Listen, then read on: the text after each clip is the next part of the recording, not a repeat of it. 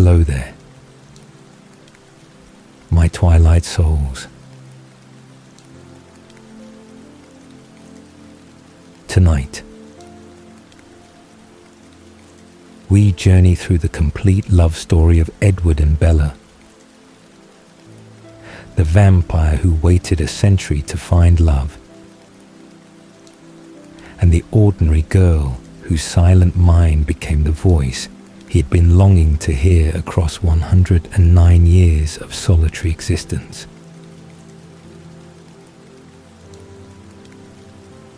Edward Cullen spent a century waiting to find love, and Isabella Swan spent 17 years searching for belonging, before a biology classroom in Forks brought them together and changed everything forever.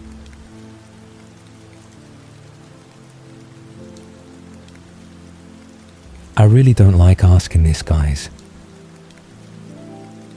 but if you're enjoying these videos, I'd truly appreciate it if you could subscribe.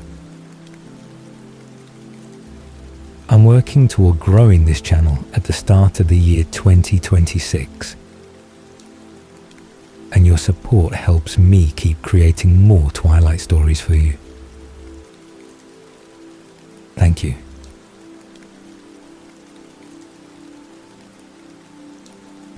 As you settle in, I'm curious where you're listening from and what time it is where you are. You can tell me in the comments.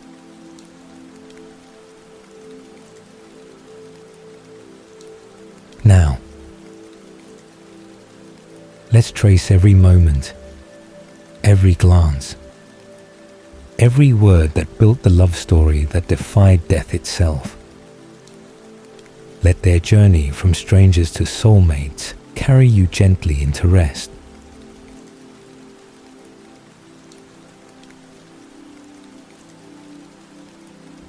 Edward Anthony Mason Cullen had existed as vampire for 104 years by the time January of 2005 arrived, and brought with it the spring semester at Forks High School, where he was performing his latest repetition of the adolescence he had left behind in 1918, when Spanish influenza had killed his human body and Carlisle Cullen had transformed him into an immortal creature whose existence would stretch across decades and across centuries, without the companionship that other members of his adopted family had found through their various pairings and through their various love stories that had given meaning to immortal existence in ways that Edward had never experienced and had stopped believing he ever would experience. His gift of reading minds had isolated him from humanity more thoroughly than his vampire nature alone could have achieved. The constant access to every thought and every hidden motive and every shallow concern, making human relationships impossible, when he could hear the deterioration of interest and could hear the emergence of boredom and could hear the calculations and the deceptions that characterize human social interaction. He had watched Carlisle and Esme build their partnership across decades of mutual devotion, and had watched Rosalie and Emmett discover their intense physical and emotional connection, and had watched Alice and Jasper arrive already bonded through their journey together from their separate dark pasts toward the vegetarian lifestyle that Carlisle practiced and that his family adopted as their shared philosophy about how to exist as vampires without becoming the monsters that their nature invited them to become. The loneliness that Edward felt was not the simple absence of romantic partnership, but was the deeper isolation of someone who could never experience mystery, or could never experience the gradual revelation of another person's character and thoughts and feelings, because his gift stripped away all privacy and all secrecy, and left him knowing everyone too well and too completely to ever feel the fascination or the curiosity that love seemed to require as its foundation. He had resigned himself to eternal solitude and had filled his existence with intellectual pursuits and with music that he composed on the piano that Esme had given him, and with the various performances of human adolescence that the family's cover story required, whenever they settled in new location and enrolled in whatever local high school would allow them to maintain their pretense of being normal family, whose only remarkable characteristic was their unusual beauty and their unusual wealth. Forks, Washington, in January of 2005, was unremarkable as settings went. The small logging town on the Olympic Peninsula, selected primarily for its persistent cloud cover that would allow the family more freedom of movement during daytime hours, without risking the exposure that direct sunlight would create when their skin sparkled like diamonds and revealed their true nature to any human observer who happened to see them. The high school was small enough that the Cullen family's arrival 2 years earlier had created significant disruption to established social hierarchies, but by January of 2005, their presence had been normalized sufficiently that they were simply the beautiful rich kids who kept to themselves and who dated within their family in ways that would have seemed inappropriate if anyone had believed they were actually biologically related, rather than being adopted children of Dr. Cullen,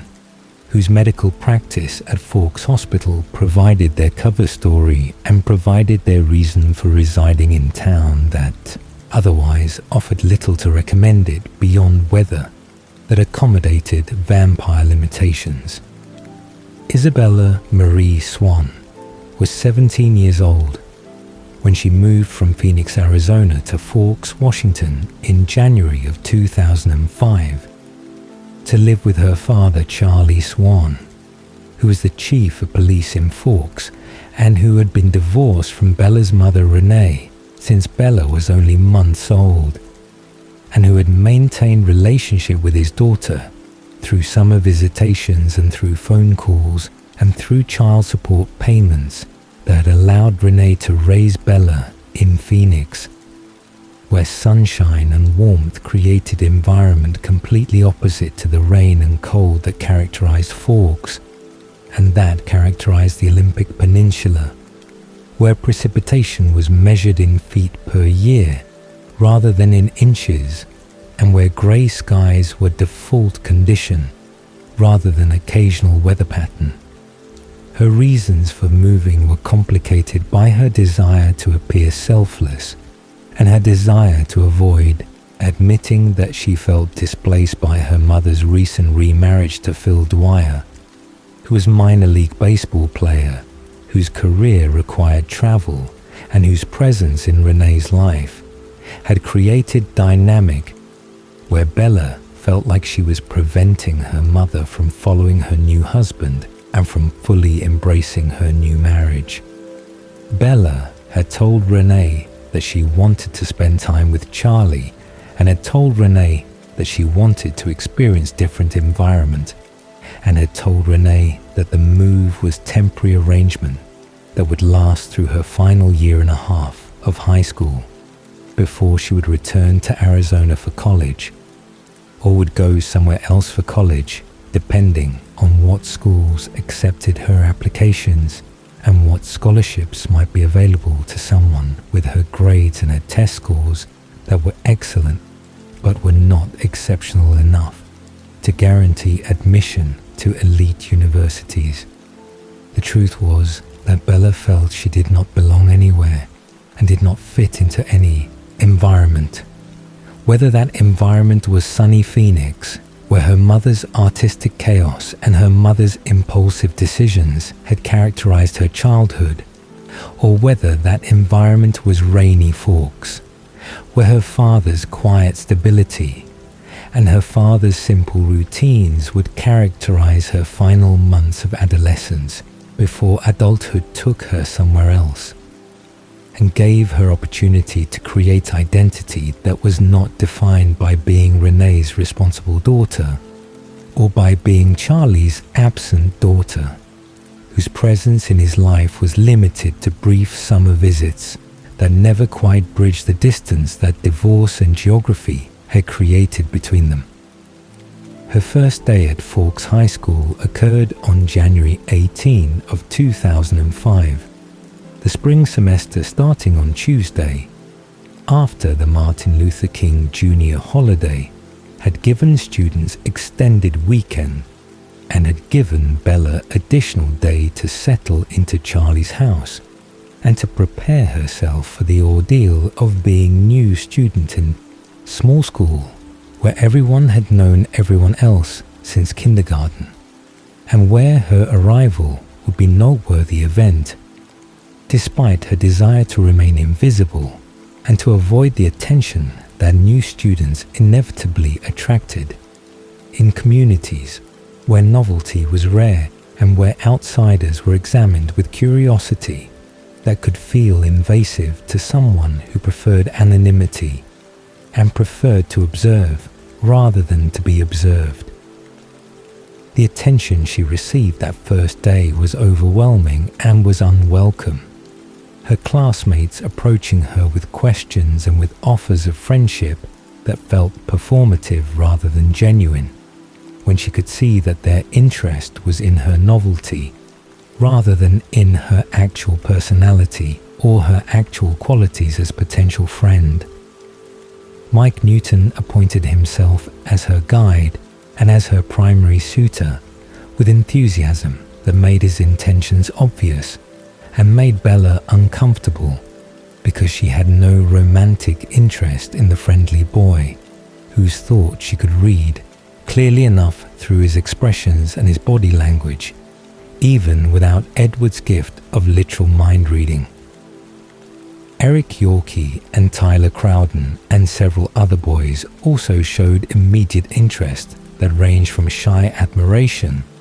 to aggressive attempts at conversation, while Jessica Stanley and Angela Weber and other girls responded with mixture of friendliness and assessment as they determined whether Bella would threaten their social positions or would enhance their social positions through association with someone new and someone potentially interesting. The cafeteria at lunch provided Bella's first sight of the Cullen family. The 5 adopted children of Dr. Cullen sitting together at table in the corner, where their collective beauty made them impossible to ignore despite their obvious preference for privacy and for isolation from the general student population. Jessica Stanley provided commentary as Bella stared at them with fascination that she tried to hide, but that Jessica noticed and interpreted as normal response to seeing the Cullens for first time, when their appearance was so striking that everyone stared initially before becoming accustomed to their presence and before accepting that the beautiful family was simply part of Forks High School landscape. Alice Cullen was described as tiny and pixie-like with short black hair that stood in messy spikes and with graceful movements that suggested dancer or gymnast, while Jasper Hale was tall and lean with honey blonde hair and with posture that suggested military background and with expression that suggested pain or discomfort that Bella could not identify source for based solely on observation. Rosalie Hale was achingly beautiful with golden hair and with statuesque figure and with face that belonged on magazine covers or on movie screens,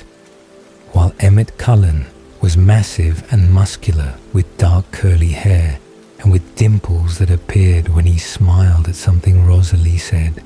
Edward Cullen sat slightly apart from the others despite being at the same table. His bronze hair disheveled in ways that looked deliberately styled rather than accidentally messy. His angular features creating face that was beautiful in masculine way that made Bella stare longer than she should have stared and made her wonder why he sat alone even while surrounded by his siblings. Jessica explained that the Cullens were all together romantically in ways that would be weird if they were actually related, but that were acceptable since they were all adopted. Alice with Jasper and Rosalie with Emmett, while Edward remained single and remained uninterested in the various girls who had attempted to attract his attention since the family had arrived in Forks 2 years earlier. The explanation that they did not date outside their family was delivered with mixture of resentment and acceptance. Jessica's tone suggesting that she had perhaps attempted to attract Edward's attention herself at some point and had been rejected or had been ignored in ways that had wounded her pride, while also making her respect his loyalty to his family's apparent policy about maintaining distance from normal students. Biology class during 5th period brought Bella into direct contact with Edward Cullen for first time. The class being Biology 2 for students who had completed Biology 1 during previous semester and who were continuing their science requirement through 2nd semester of specialized topics that included genetics and cellular biology and other subjects that required laboratory work and required partnership between students who sat at shared lab tables, equipped with microscopes and with other equipment necessary for the experiments and the observations that the curriculum required. Edward was already seated at their assigned table when Bella entered the classroom, his posture rigid and his expression neutral as he stared straight ahead at the blackboard where Mr. Banner had written the day's agenda and the homework assignment that would be due at end of week. Bella walked to the table feeling self-conscious about her new student status and feeling uncertain about whether Edward would be friendly or would be distant, like his sister Rosalie had seemed during the brief moment when their eyes had met in the cafeteria, and Rosalie's expression had been cold and had been dismissive in ways that had made Bella feel immediately judged and immediately rejected, despite having done nothing to deserve such response. The moment Bella sat down on the stool beside Edward's stool and placed her backpack on the floor and arranged her notebook and her pen on the black lab table surface, Edward's entire body went rigid in ways that suggested he was experiencing physical pain or physical crisis, his hand gripping the edge of the table with force that made his knuckles white and made the tendons in his hand stand out in sharp relief against his pale skin. His face turned away from her so completely that he was nearly facing the windows on the opposite wall. His jaw clenched and his breathing stopped entirely in ways that Bella noticed, because the cessation of breath was so absolute that it seemed like he had simply chosen to stop breathing, rather than like he was holding his breath temporarily while dealing with some momentary distress. She tried to introduce herself with shy greeting that died in her throat when he did not respond, and did not acknowledge her presence except through his obvious physical distress and through his obvious desire to be anywhere except sitting beside her at shared lab table where they would be partners for rest of semester, unless one of them requested transfer or unless Mr. Banner rearranged seating assignments. The 55 minutes of class passed with agonizing slowness, each minute feeling like hour as Bella sat beside Edward's rigid form and tried to focus on Mr. Banner's lecture about cellular mitosis and about the laboratory work they would be beginning next week when the equipment arrived and when the slides were prepared for their examination. Edward never relaxed and never spoke and never looked at her directly, his entire being focused on maintaining his rigid posture and maintaining his turned-away position that communicated rejection and communicated hostility more clearly than words could have communicated those sentiments. His hand remained clenched on the table edge throughout the entire class period, his knuckles white and his grip so tight that Bella wondered distantly if he might actually damage the table through the force he was applying, though the table remained intact and remained unmarked despite what seemed like excessive pressure. The bell ringing to signal end of class brought visible relief to Edward's posture, his body uncoiling from its rigid position as he stood and gathered his books with speed that seemed excessive and seemed almost inhuman in its quickness. His movements blurred that Bella's eyes struggled to track as he left the classroom, before she had even finished putting her pen back into her backpack. She sat at the empty table feeling confused and feeling hurt by his obvious aversion to her presence, her mind searching through the brief interaction trying to identify what she had done wrong or what about her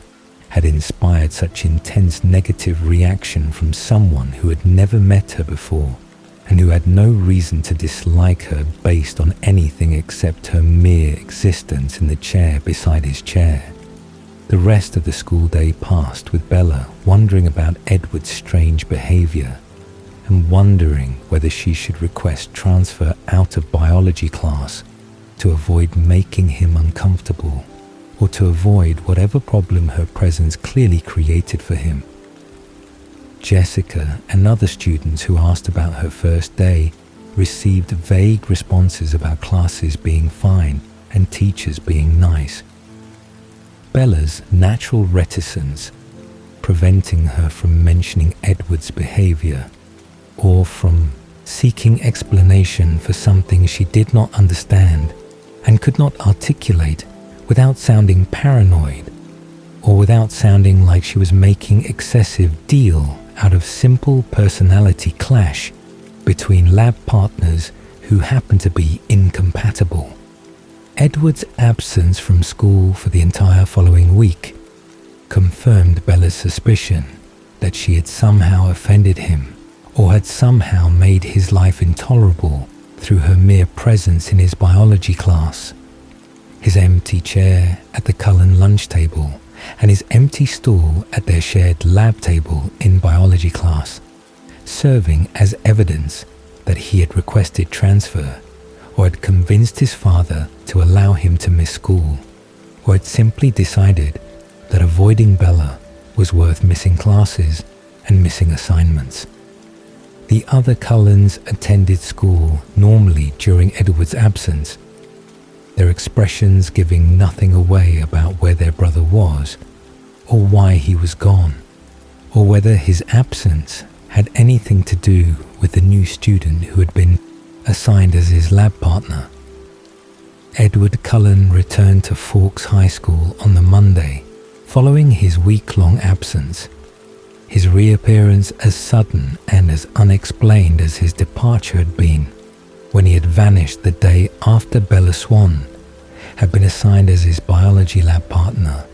and had sat beside him for 55 minutes of silent torture that had tested his control and had tested his commitment to Carlyle's vegetarian philosophy in ways that decades of practice and decades of discipline had not prepared him for adequately.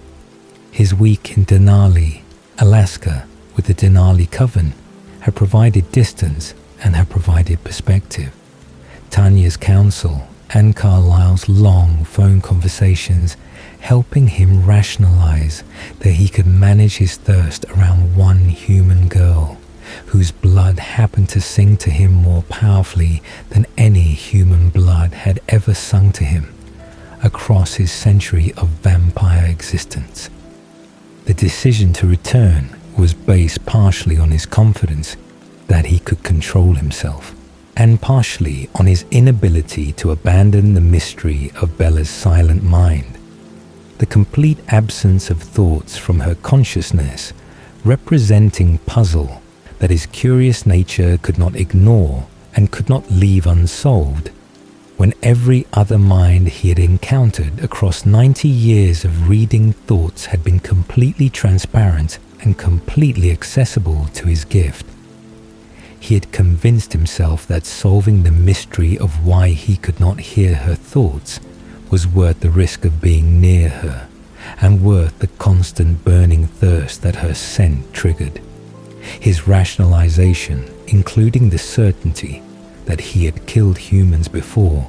during his brief rebellion period in the 1920s, and had returned to Carlyle's vegetarian lifestyle afterward, so he clearly possessed the control necessary to resist even the most potent temptation if he chose to exercise that control. Biology class on that Monday afternoon brought Edward face to face with Bella again. His approach to their shared lab table completely different from his previous hostile rigidity, and completely transformed into friendly warmth that must have seemed bizarre to Bella,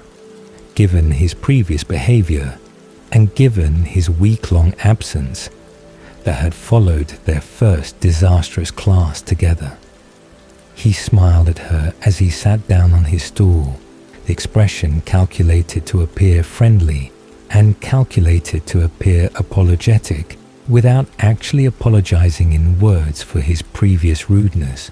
or for his obvious aversion to her presence during their first meeting. His hand extended toward her in greeting that seemed formal and seemed oddly old-fashioned. His voice smooth and his words carefully chosen as he introduced himself properly, and as he pretended that their previous interaction had not occurred, or had not been as terrible as both of them knew it had been. Bella's response was cautious and was guarded, her brown eyes studying his face with expression that suggested she was trying to determine whether his friendliness was genuine, or was some elaborate joke being played at her expense by the beautiful boy who had treated her like she carried infectious disease during their previous encounter. She accepted his handshake with visible hesitation, her skin warm against his cold marble flesh, in ways that made him intensely aware of the blood flowing through her veins just beneath the surface, and made him intensely aware of how fragile her human body was compared to his vampire strength, that could crush her hand without effort if he lost control for even fraction of a second. The conversation that developed between them over the following days and weeks was characterized by Edward's careful questions designed to extract information about Bella's thoughts and feelings and preferences, since he could not simply read those details from her mind the way he could read such information from every other human he encountered.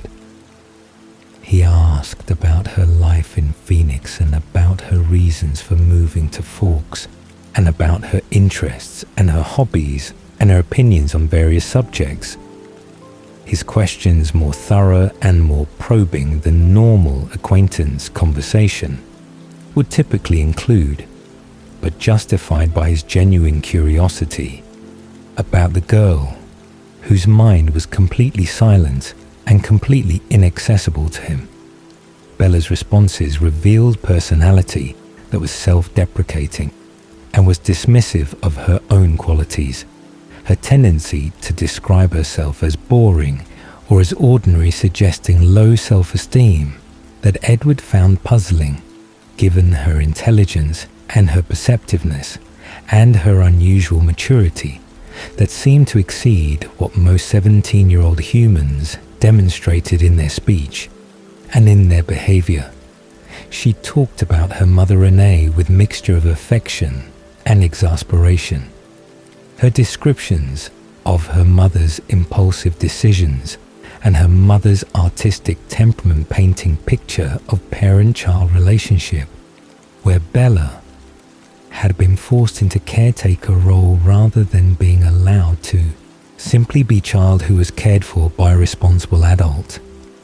Their discussions of literature during one particular biology class revealed fundamental disagreement about Wuthering Heights, the novel they were both familiar with and both had opinions about that differed dramatically in their interpretations of Heathcliff's character and Catherine's choices. Bella argued that Heathcliff's obsession was romantic and was evidence of profound love that transcended death and transcended all obstacles,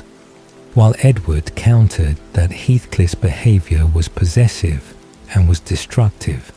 and was example of how obsession masquerading as love could destroy everyone involved and could create tragedy rather than creating happiness. The debate was spirited and was engaging. Edward's enjoyment of arguing with someone whose thoughts he could not predict representing novel experience that made conversation feel genuine and feel unpredictable in ways that conversation never felt when he could hear the other person's thoughts forming before they spoke the words aloud. The snow and ice that arrived in late January created hazardous conditions in the Forks High School parking lot.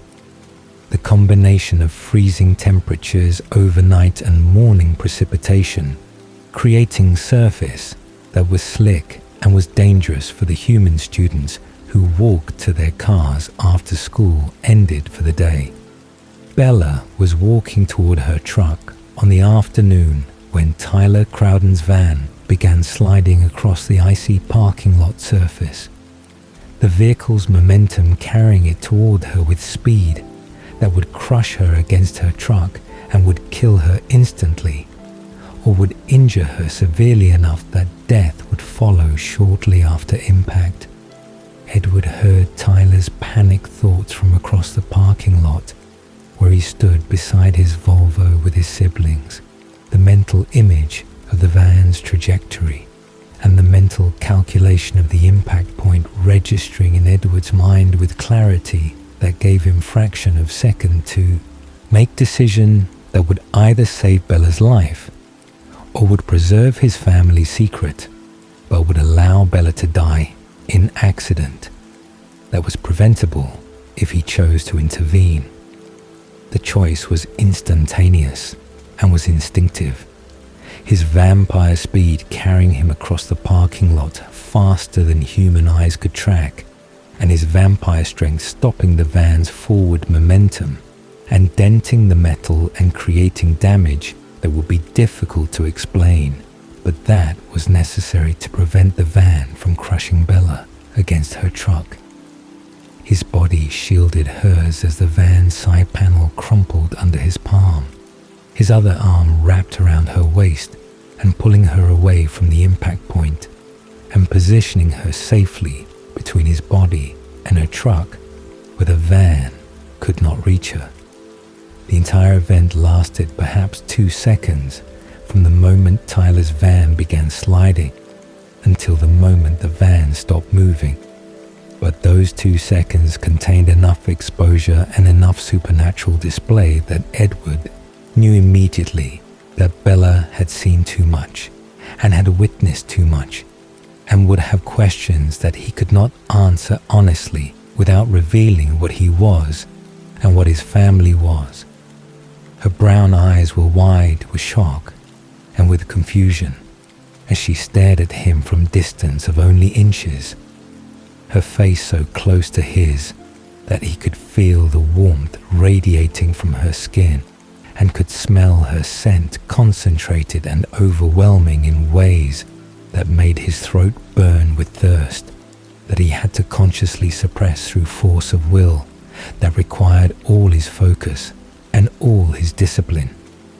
Her first words were not gratitude, but were accusation, her voice shaking as she asked how he had gotten to her so quickly when he had been standing beside his car on the opposite side of the parking lot, only moment before the van had started sliding toward her. Edward's denial was immediate and was emphatic. His insistence that she was confused and that she had hit her head and that he had been standing right beside her the entire time, sounding unconvincing even to his own ears, but representing the only possible response when admitting the truth, would require revealing his nature and would require explanations that would endanger his entire family. The crowd gathering around them and the arrival of adults, including teachers and including Coach Clapp, who had witnessed the accident from the gym entrance, prevented further conversation. The chaos of multiple people talking simultaneously and Tyler apologizing profusely and someone calling for ambulance, creating environment where Bella could not press Edward for answers and Edward could not attempt further explanations or further denials. The ambulance ride to Forks Hospital brought both Bella and Tyler to the emergency room, where Carlisle Cullen was on duty, and where his presence as attending physician allowed him to treat both students while also assessing the situation and determining what Bella had seen and what she believed had happened. Edward accompanied them, despite having no visible injuries and despite having no legitimate reason to be in ambulance, except for his insistence that he wanted to ensure Bella was unharmed and that he felt responsible for her well-being, even though the accident had been Tyler's fault and had been result of icy conditions rather than being result of anything Edward had done or had failed to do. Carlisle's examination of Bella revealed no serious injuries beyond bruising that would develop later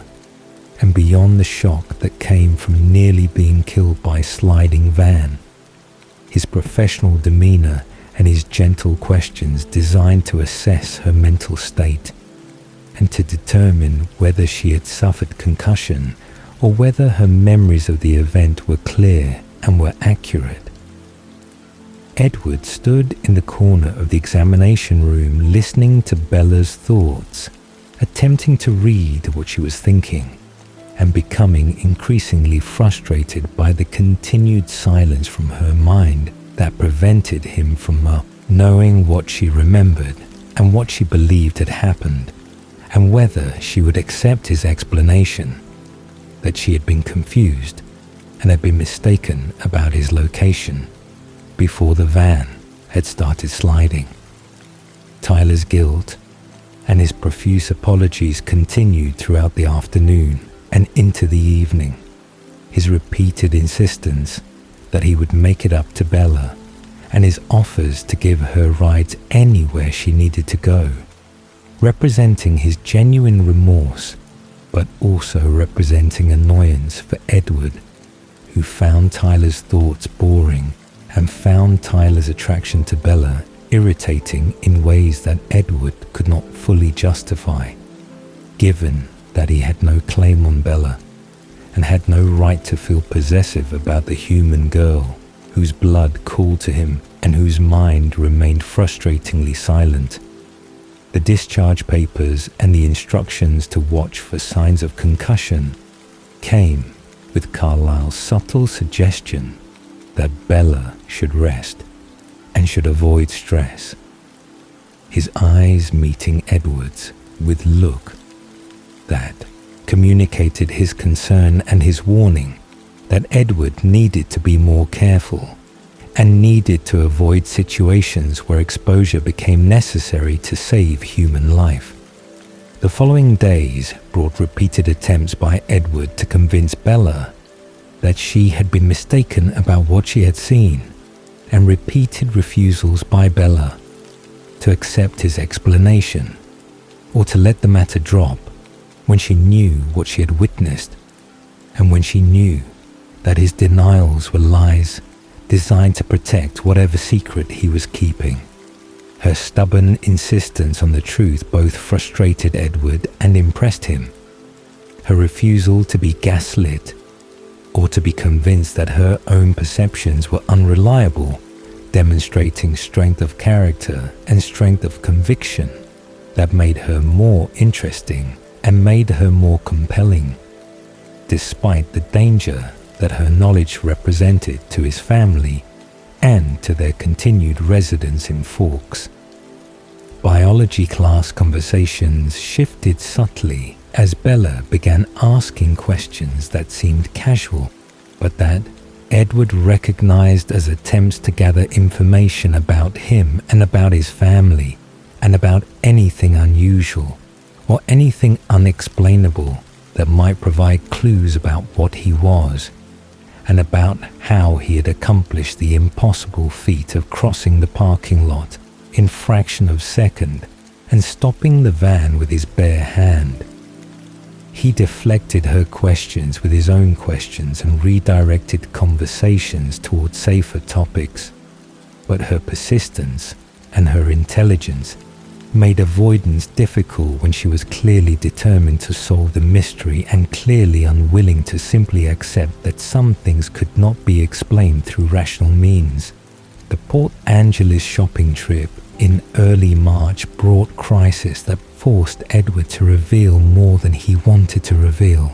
and forced him to demonstrate more of his abilities than was safe or was wise, when maintaining secret was essential to family security. Bella had driven to Port Angeles with Jessica Stanley and Angela Weber for afternoon of shopping and dinner. The girls' plan, including dress shopping for the upcoming spring dance and general browsing in the small city's limited retail district that offered more variety than Forks provided, but still could not compare to what larger cities offered in terms of selection or in terms of quality. Edward had been hunting with his brothers in the mountains when Alice's vision had shown him Bella in danger. The images of threatening men and dark street, and Bella's fear clear enough that Edward had abandoned the hunt immediately and had driven to Port Angeles with speed that exceeded legal limits and exceeded safe limits, but that was necessary to reach Bella before the men whose thoughts he could hear even from miles away could act on their intentions and could harm her in ways that Edward could not allow to happen, regardless of whether his intervention exposed his abilities or exposed his nature. His silver Volvo appeared beside Bella at the exact moment when the group of men had cornered her in an alley between buildings, where witnesses would be unlikely and where her screams would be muffled or would be ignored by pedestrians who might hear her, but might choose not to involve themselves in situations that seem dangerous or seem like domestic dispute rather than like stranger assault. The screech of his tires and the sudden appearance of his car created disruption that gave Bella opportunity to reach for the passenger door and to throw herself into his car before the men could grab her. Edward's command for her to put on her seatbelt delivered in tone that brooked no argument, and that communicated his barely controlled rage at the men whose thoughts he could still hear, and whose intentions he could still read, and whose deaths he was contemplating with specificity that horrified him, but that also felt justified when they had been planning to hurt Bella, and when they deserved punishment for their intentions, even if they had not successfully acted on those intentions. The drive away from the scene required all of Edward's control to prevent himself from turning the car around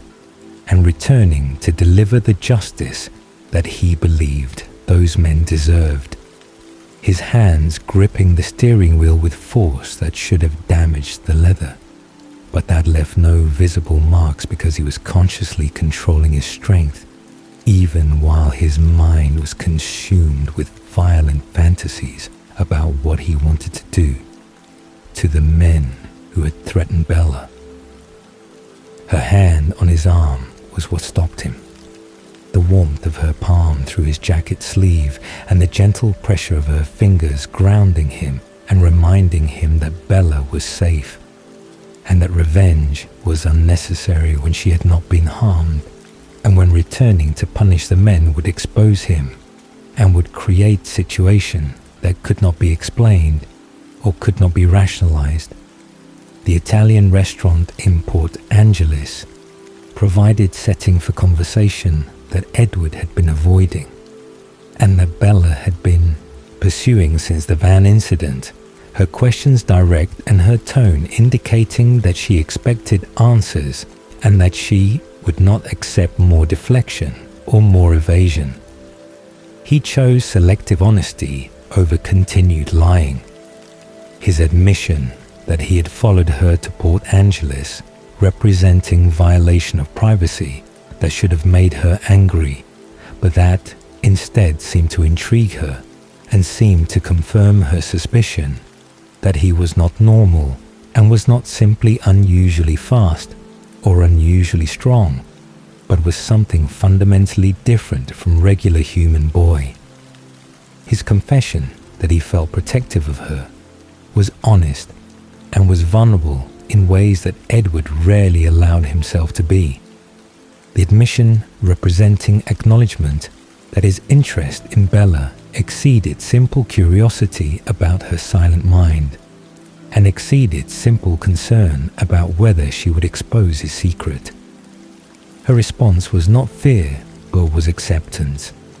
Her brown eyes studying his face with expression that suggested she was seeing him clearly and was seeing past the beautiful exterior to whatever existed underneath. Her perception making Edward feel exposed and making him feel known in ways that were uncomfortable but were also exhilarating, because being truly seen was an experience he had not had since his transformation, when his human relationships had ended and his vampire relationships had been limited to family members who knew him completely, but who could not provide the romantic connection or the mate bond that he had believed he would never experience. The drive back to Forks continued the conversation with Bella, asking more questions, and Edward providing more selective answers. His admissions, including the fact that his family was different and that the differences were significant enough to warrant the treaty with the Quileute tribe, and the isolation that the Cullens maintained from normal human society. His warning that he was dangerous and that she should stay away from him was delivered with sincerity and with genuine concern for her safety. But her response that she did not think she could stay away made his dead heart feel something that approximated hope, and made his existence feel something that approximated purpose. When her words suggested that she felt the same pull toward him that he felt toward her, despite the danger and despite the obvious complications that relationship between vampire and human would create. The beach trip to La Push in mid-March provided Bella with opportunity to gather information that Edward's evasions and Edward's selective honesty had not provided. The outing organized by Mike Newton and including Jessica Stanley and Angela Weber and several other students from Forks High School who wanted to spend Saturday afternoon on the Quileute Reservation beach, despite the cold temperatures and the grey skies that made swimming impossible, but that made beach walking and driftwood fire gathering reasonable activities for teenagers seeking entertainment outside the limited options that Forks itself provided. Bella's motivation for attending had nothing to do with Mike's obvious romantic interest. and nothing to do with socializing with her classmates, but had everything to do with her awareness that the Cullens never went to La Push, and that Edward had mentioned treaty with the Quileute in ways that suggested the treaty was significant and was related to whatever the Cullens were and whatever made them different from normal humans. Jacob Black appeared on the beach as member of group of younger boys who lived on the reservation and who knew Mike and the others from previous social interactions and from the small community connections that existed between Forks and La Push. Despite the cultural differences and despite the geographic separation that the reservation boundary created, Bella recognized Jacob from childhood summers when she had visited Charlie, and when Billy Black and Charlie had been friends who watched sports together and who went fishing together and whose friendship had resulted in their children playing together during those brief summer visitations. Jacob had grown significantly since those childhood encounters, his height and his build suggesting he was older than his actual age of 15 years. But his face still retained the open friendliness and the easy smile that Bella remembered from years earlier when they had played together on this same beach. Her deliberate flirtation with Jacob was calculated and was manipulative in ways that Bella recognized were not entirely ethical, but that seemed justified when the information she sought was important, and when Jacob responded to her attention with enthusiasm that suggested he was happy to talk to her regardless of her motivations. She asked about the Cullens with casualness that she hoped disguised her intense interest, her questions framed as innocent curiosity about why the beautiful family from Forks never came to La Push and whether there was some reason beyond simple preference that kept them away from the reservation beaches and the reservation lands. Jacob's response came after she had praised his hair and had asked whether he remembered playing together as children, and had established rapport that made him want to impress her and made him want to share information that he probably should not have shared with outsider who was not Quileute and who was not entitled to know the tribal legends and the tribal stories that Jacob proceeded to tell her with tone that was half joking and half serious. The story of the Cold Ones, and the story of the treaty, and the story of the Quileute ancestors transforming into wolves to protect their people from the vampires who had lived in the territory before the Cullens, and who had been joined by the Cullens decades ago when Carlisle's coven had arrived and had agreed to the terms that would allow them to remain in the area as long as they did not hunt humans and as long as they stayed off Quileute land. The word vampire spoken aloud in context of the Cullens made everything click into place for Bella. The scattered pieces of evidence and the unexplained abilities and the strange behaviors all suddenly making sense when viewed through lens of vampire mythology that Jacob was describing as tribal legend, but that Bella recognized as truth despite the supernatural nature of the claims, and despite her previous skepticism about anything that could not be explained through rational scientific means. Jacob's dismissal of the stories as superstition and his joking tone about the legends being silly tales that the tribal elders used to scare children did not disguise the underlying truth that Bella could see clearly now, that she had the framework to interpret Edward's speed and Edward's strength and Edward's cold skin and his strange eyes and all the other details that had seemed merely unusual, but that now seemed obviously supernatural. The drive home from La Push was consumed with Bella's thoughts racing through implications and through memories reinterpreted, through new understanding of what Edward was and what his family was, and why they were different and why they were dangerous, despite Edward's warning being delivered without explanation of what specifically made him dangerous, or what specifically she should fear about him. The internet research that night provided traditional vampire mythology that included details about bloodlust and about superhuman abilities and about immortality and about various weaknesses like sunlight and garlic and crosses and holy water that seemed ridiculous, but that Bella searched through looking for information that matched what she knew about Edward and what she had observed about the Cullens during the months since she had arrived in Forks. The following Monday brought biology class, where Edward's knowing smile and Edward's amused expression suggested he was aware that she had learned something over the weekend and that he was waiting to see what she would do with the information and whether she would confront him or whether she would simply stop speaking to him and would request transfer out of their shared biology class to avoid the vampire whose nature she now understood, even if she did not fully understand all the implications or all the dangers. Her silence during class was not fear, but was processing. Her mind working through everything she knew and everything she had learned, and trying to reconcile the vampire mythology with the boy who sat beside her and who had saved her life twice and who had never hurt her, despite apparently having ample opportunity and ample motivation,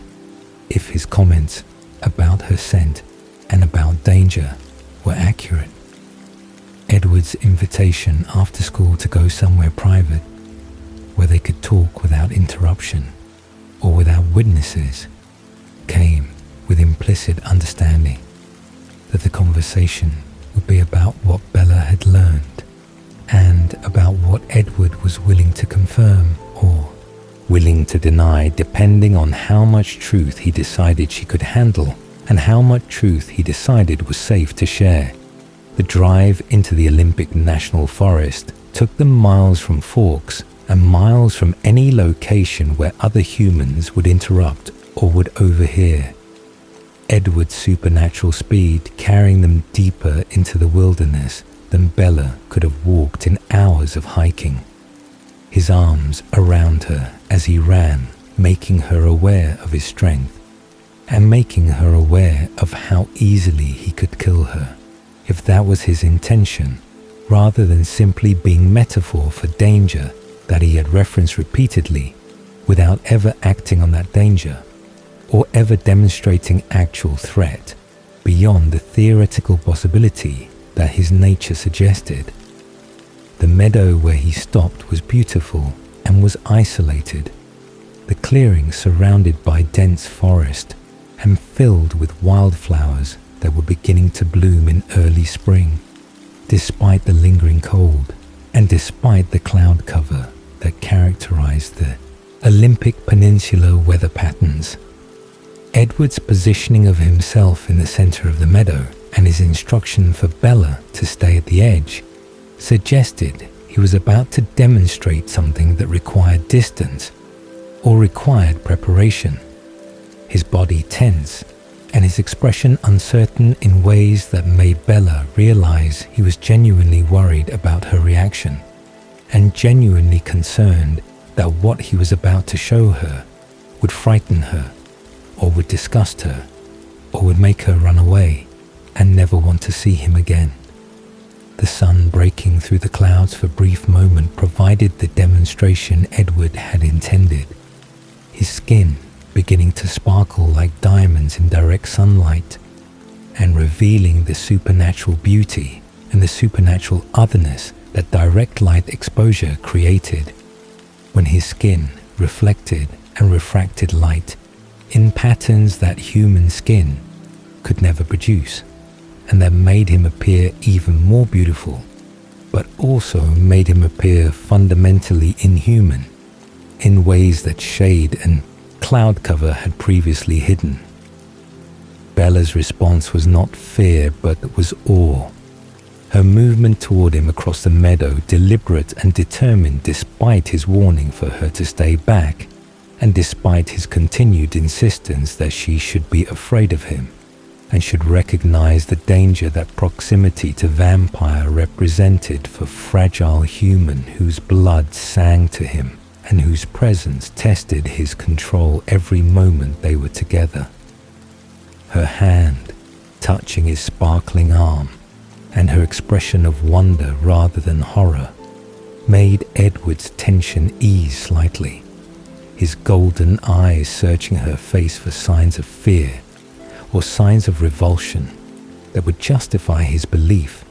that she should run from him and should never want to be near him again.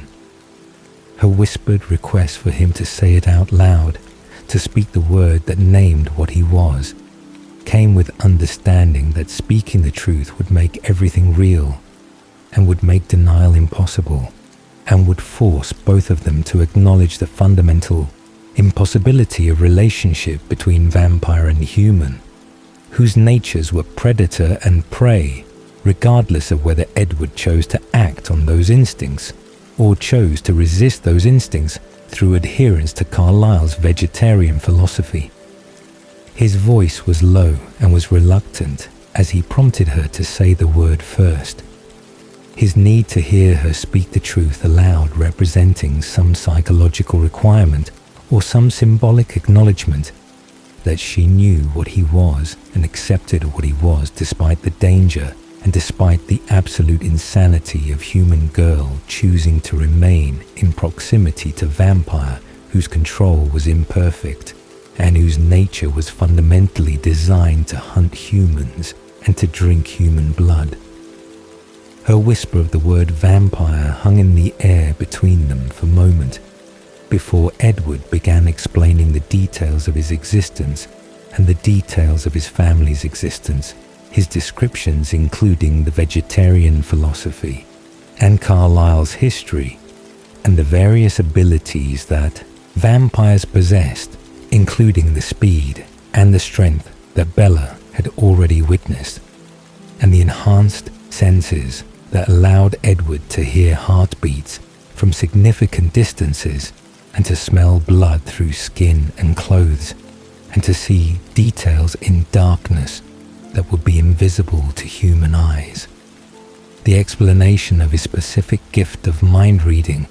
and the explanation of why Bella's mind was silent to him represented vulnerability that Edward rarely showed. His admission that her silence frustrated him and intrigued him and made her unique among all the humans he had encountered across his 90 years of reading. Thoughts making Bella understand that his interest in her was not simply physical attraction or simple curiosity, but was based on her fundamental difference from every other human and her fundamental mystery that his gift could not solve or could not penetrate. The demonstration of his abilities through lifting massive fallen tree with one hand and through running faster than Bella's eyes could track, and through describing what he could hear from miles away, including Charlie's police radio and tourists at the visitor center, and animals in the forest, created visceral understanding of just how powerful Edward was, and just how easily he could hurt her if his control failed, or if his nature overcame his choice to resist his instincts. His confession of love came wrapped in metaphor about lion and lamb, his description of himself as predator, who had fallen impossibly in love with prey, making the fundamental tragedy of their situation clear, while also making the depth of his feelings clear in ways that his previous protective behavior and his previous interest had suggested, but had never explicitly stated. Bella's reciprocation was immediate and was certain. Her lack of fear and her acceptance of what he was creating foundation for relationship that both of them knew was dangerous, and both of them knew, was probably doomed, but that neither of them could resist when the connection between them felt inevitable and felt right, despite all the rational objections and despite all the obvious problems that vampire-human romance would create. The first attempt at kissing revealed the physical difficulties that their different natures created. Edward's need for absolute control over his strength and over his instincts, making every touch and every moment of physical intimacy require conscious effort and require constant vigilance, when even moment of distraction could result in his accidentally hurting Bella through excessive force or through loss of control that would make him bite her, or would make him drain her blood in instant of weakness, that his century of practice and his century of discipline could not guarantee, would never occur. The baseball game during the thunderstorm in late April represented the Cullen family's attempt to include Bella in their activities and to demonstrate the aspects of vampire existence that were joyful rather than focusing exclusively on the dangers and the limitations that Edward had emphasized during his explanations about his nature and about his family's nature. The game required Thunderstorm to mask the sound of the bat hitting the ball, the impact creating noise like thunder that would alert humans to supernatural activity if the game occurred during clear weather or during conditions where the crack of the bat would be audible for miles in every direction and would create questions about what could possibly make such sounds in the forest when no baseball fields existed and when no humans should be playing sports. Bella's role as umpire was mostly ceremonial, her human vision and her human reflexes completely inadequate to actually track the plays or to make legitimate calls when the vampires moved faster than her eyes could follow, and when the ball traveled at speeds that made it invisible blur rather than trackable object. But her presence at the game represented Edward's desire to share his life with her and represented the family's gradual acceptance of her relationship with Edward, despite their concerns about the danger and despite their awareness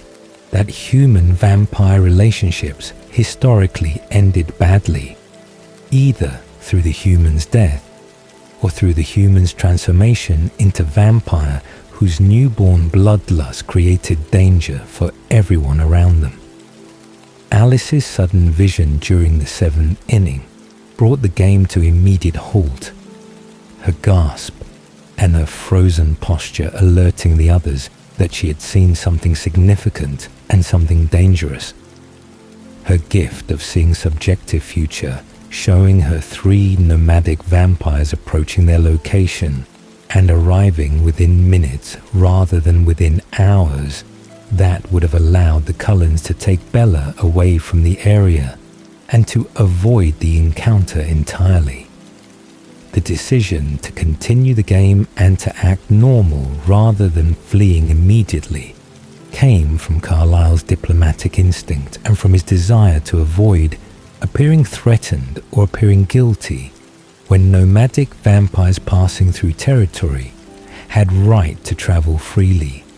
as long as they did not violate the fundamental laws that governed vampire society and that prohibited actions that would expose vampires to human awareness or that would threaten the secrecy that allowed vampire civilization to exist alongside human civilization without conflict. James appeared first through the tree line, his blonde hair and his confident posture suggesting tracker who was comfortable in wilderness and comfortable in his own abilities,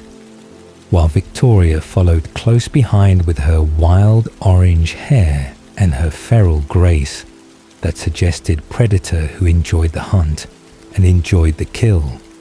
and Laurent brought up the rear with his dark skin and his more civilized appearance that suggested he was uncomfortable with his companions and uncomfortable with the nomadic lifestyle that kept them moving constantly and kept them hunting frequently without the stability or the family structure that covens like the Cullens maintained. Carlyle's greeting was friendly and was welcoming in tone that invited conversation and invited peaceful interaction. His explanation of their permanent residence and their vegetarian diet, delivered without apology and without defensiveness, when their lifestyle choices were unusual, but were not violations of vampire law or vampire custom. The request to join the game was accepted by Carlyle, despite Edward's mental warnings and despite Alice's continued visions, showing possible futures branching in multiple directions depending on decisions that had not yet been made and variables that had not yet been determined. The wind shift, during the moment when James was preparing to bat, brought Bella's scent directly to the 3 nomadic vampires whose diet included human blood and whose instincts responded immediately to the presence of human in clearing where no human should be, and where human presence made no sense unless the human was brought there deliberately by the vampires who were supposedly vegetarian, but who apparently kept human pets or human prey nearby for purposes that James immediately wanted to understand and immediately wanted to investigate. His crouch into hunting position was instantaneous and was instinctive, his body responding to Bella's scent before his conscious mind had fully processed what he was smelling, or what her presence meant in context of the Cullen family's claims about their diet and their lifestyle. Edward's answering crouch and his protective stance between James and Bella communicated ownership and communicated warning. The confrontation escalating from peaceful encounter to potential violence within seconds as James's tracker instincts engaged fully and his interest in Bella shifted from simple bloodlust to obsessive need to hunt the human who was protected by coven and who represented challenge that his nature could not resist and could not ignore. Laurent's diplomatic intervention and Victoria's hand on James's arm created pause that allowed Carlyle to explain that Bella was with them and was under their protection. The explanation representing both statement of fact and implicit threat that attacking Bella would mean attacking the entire Cullen coven and would create conflict that would likely result in James's death or in mutual destruction that would benefit no one. James's smile and his casual acceptance of the explanation did not disguise his continued interest or his continued focus on Bella, whose scent had triggered his hunting instinct in ways that Laurent later explained were characteristic of James's approach to hunting, where the challenge and the thrill mattered more than the actual feeding, and where protected prey or difficult prey became obsession that James would pursue regardless of danger or regardless of rational calculation about whether the hunt was worth the risk. The immediate departure from the clearing and the rapid plan to hide Bella, while Edward and Emmett led James on Falls Trail, represented the family's best strategy for protecting Bella, while also protecting their continued residence in Forks, where exposure or conflict with nomadic vampires would create a tension and would create questions that could threaten their ability to remain in the area. The drive to Bella's house to collect clothes and to say goodbye to Charlie was agonizing for Bella, who had to lie to her father and had to pretend that she was leaving because she wanted to leave rather than because she was fleeing from Vampire Tracker, whose interest in her had created life-threatening situation that Charlie could not know about and could not help with, because human involvement would only create more danger and more complications. Alice and Jasper's assignment to take Bella to Phoenix, while the others dealt with James, represented strategy based on Alice's visions, showing that Phoenix would be a safe location and that James would follow Edward's scent rather than following Bella's scent if the trails were separated sufficiently, and if the deception was maintained long enough to allow Bella to reach Phoenix and to hide in location where James would not think to look for her. The hotel room in Phoenix became prison, where Bella waited with growing anxiety, while Alice monitored her visions for any indication that James had discovered the deception, or had changed tactics, or had somehow determined Bella's actual location despite the precautions and despite the false trails that Edward and Emmett were creating to lead James away from Phoenix and away from Bella. The phone call from James using recording of Renee's voice represented cruel trick that exploited Bella's love for her mother and exploited her willingness to sacrifice herself to protect the people she cared about. The message claiming that James had captured Renee and would kill her unless Bella came alone to meet him at the location that he specified. That Bella's decision to escape from Alice and Jasper and to go to the ballet studio alone was based on her belief that she could trade her life for her mother's life, and her belief that sacrificing herself was acceptable price to pay for her mother's safety, even though rational thought would have suggested that she should tell Alice and should allow the Cullens to handle the situation, rather than walking into obvious trap without backup or without plan, beyond offering herself as victim. The ballet studio where Bella had taken lessons as child represented location from James's research into her history, his investigation of her past, providing him with knowledge about places that were significant to her and places where she might be vulnerable to emotional manipulation or to psychological pressure. His presence in the studio when Bella arrived confirmed that he had never actually captured Renee, and that the phone call had been deception, using old home video recording that James had somehow obtained through breaking into Bella's house, or through accessing stored videos that Renee had kept from Bella's childhood. His explanation of his methodology and his enjoyment of describing how he had tracked her and how he had created the trap revealed that the hunt itself was his primary motivation, and that Bella's actual death was secondary to the pleasure he derived from the complex game of pursuing prey that was protected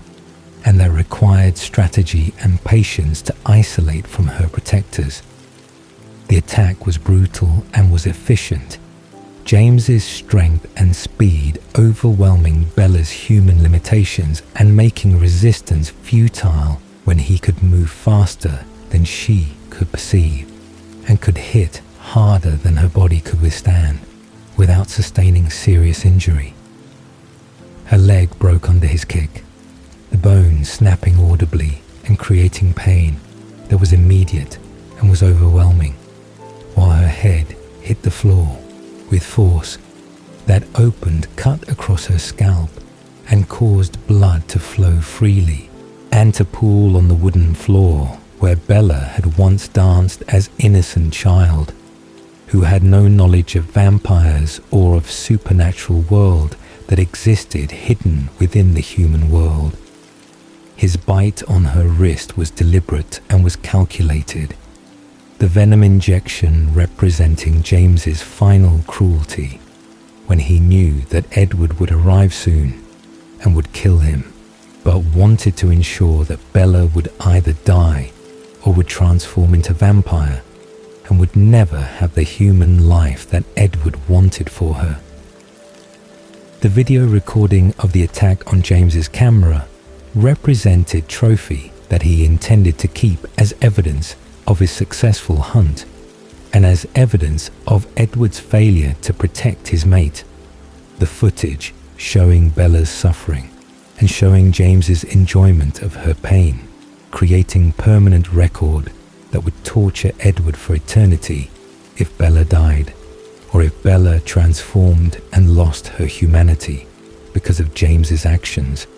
Edward's arrival with Carlisle and Emmett and Alice and Jasper brought immediate violence as Edward attacked James with rage that exceeded anything his family had seen from him during his entire century of existence. The fury and the hatred making Edward more dangerous and more vicious than James had anticipated, when James had assumed that Edward's vegetarian lifestyle had made him weak, or had made him reluctant to kill even when killing was justified. The destruction of James required complete dismemberment, followed by burning. The vampire's body torn apart by multiple attackers who ensured that no piece was large enough to regenerate or to reform. While Emmett gathered wood and created fire that would reduce James's remains to ash that could not heal and could not return to threaten Bella or threaten anyone else in future. Edward's focus shifted immediately from destroying James to saving Bella, whose wrist was bleeding from the bite wound and whose blood carried venom that was already spreading through her circulatory system and was already beginning the transformation that would kill her humanity and would make her vampire within 3 days if the venom was not removed before it reached her heart and completed its work. Carlisle's assessment of the situation confirmed Edward's fear that Bella was dying from her injuries and was transforming from the venom. The combination creating crisis where the only options were allowing her to die from blood loss and trauma, allowing her to transform into vampire without her consent, or attempting the nearly impossible task of sucking the venom from her bloodstream before transformation became irreversible. The instruction for Edward to remove the venom came with full awareness that Edward would have to taste Bella's blood and would have to stop drinking before he killed her. The requirement demanding more control than even Carlisle was certain Edward possessed, when Bella's blood was the blood that sang to Edward more powerfully than any blood had ever called to him. Edward's mouth on Bella's wrist and his tongue on the bite wound brought the taste of her blood flooding into his senses with intensity that made every instinct scream for him to drink and to drain and to satisfy the thirst that had tormented him since January, when he had first sat beside her in biology class. The venom mixed with her blood created flavor that was simultaneously sweet and burning, the supernatural element adding complexity to taste that was already overwhelming and already perfect in ways that made stopping seem impossible and made continuing seem inevitable, despite his conscious knowledge that draining her would kill her and would destroy the person he loved more than he loved his own existence. Carlisle's hand on Edward's shoulder and Carlisle's voice in his ear provided anchor that helped Edward maintain enough awareness to hear Bella's slowing heartbeat and to recognize that he needed to stop immediately or the blood loss would kill her, even if he successfully removed all the venom. The moment when Edward pulled away from Bella's wrist with visible effort and with expression of agony represented victory of love over instinct and represented proof that his control was sufficient and that his devotion to Bella was stronger than his nature as vampire, whose fundamental design was to hunt humans and to drink human blood, regardless of consequences or regardless of the vegetarian philosophy that he had practiced for decades. Bella's unconsciousness from pain and from blood loss meant she was unaware of Edward's struggle and unaware of how close she had come to death from his fangs rather than from James's attack. Her survival depended entirely on Edward's ability to stop drinking when every fibre of his being wanted to continue until her heart stopped beating and her blood stopped flowing. The hospital recovery in Phoenix lasted 3 days, during which Bella drifted in and out of consciousness, while her body healed from the broken leg and the cracked ribs and the head trauma that James's attack had inflicted.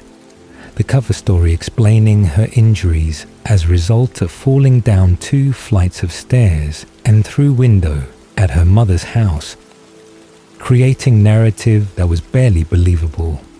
but that Renee and Charlie accepted because the alternative explanations were either too terrible to contemplate or too supernatural to be possible in worldview that did not include vampires or include any acknowledgement that monsters were real and were dangerous. Edward remained at Bella's bedside throughout her recovery, despite Carlisle's suggestions that he should hunt or should rest, or should at least leave the hospital room occasionally, when his constant presence was drawing attention from nurses and from other hospital staff, who found his devotion either romantic or obsessive, depending on their interpretations of his behavior and his refusal to leave Bella alone, even for minutes. The guilt Edward felt about Bella's injuries manifested as repeated suggestions that he should leave her and should allow her to have normal human life without vampire complications and without constant danger from his presence and from his world. His arguments logical and his concerns valid,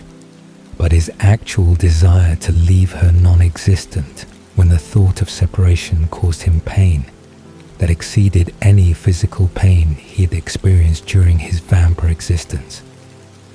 Bella's refusal to accept his proposal to leave her was absolute and was non-negotiable. Her insistence that she would rather die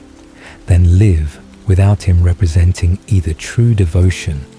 or unhealthy obsession, depending on perspective, but regardless of interpretation, making clear that their relationship would continue despite the danger and despite the rational objections that Edward raised repeatedly during her recovery period. The return to Forks in May brought restoration of routine and brought return to school, where Bella's cast and her injuries required explanations that were met with varying degrees of skepticism from classmates who found the stair story questionable, but who had no alternative explanation that made more sense given the evidence and given Bella's insistence that the accident was simply a result of her characteristic clumsiness. Edward's protectiveness intensified after the James incident,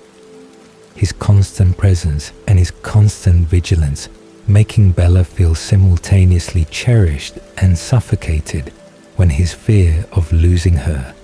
translated into attempts to control her activities and to limit her exposure to situations where danger might occur, even though danger from nomadic vampires was statistically rare and James had been an exceptional case rather than representing typical threat level.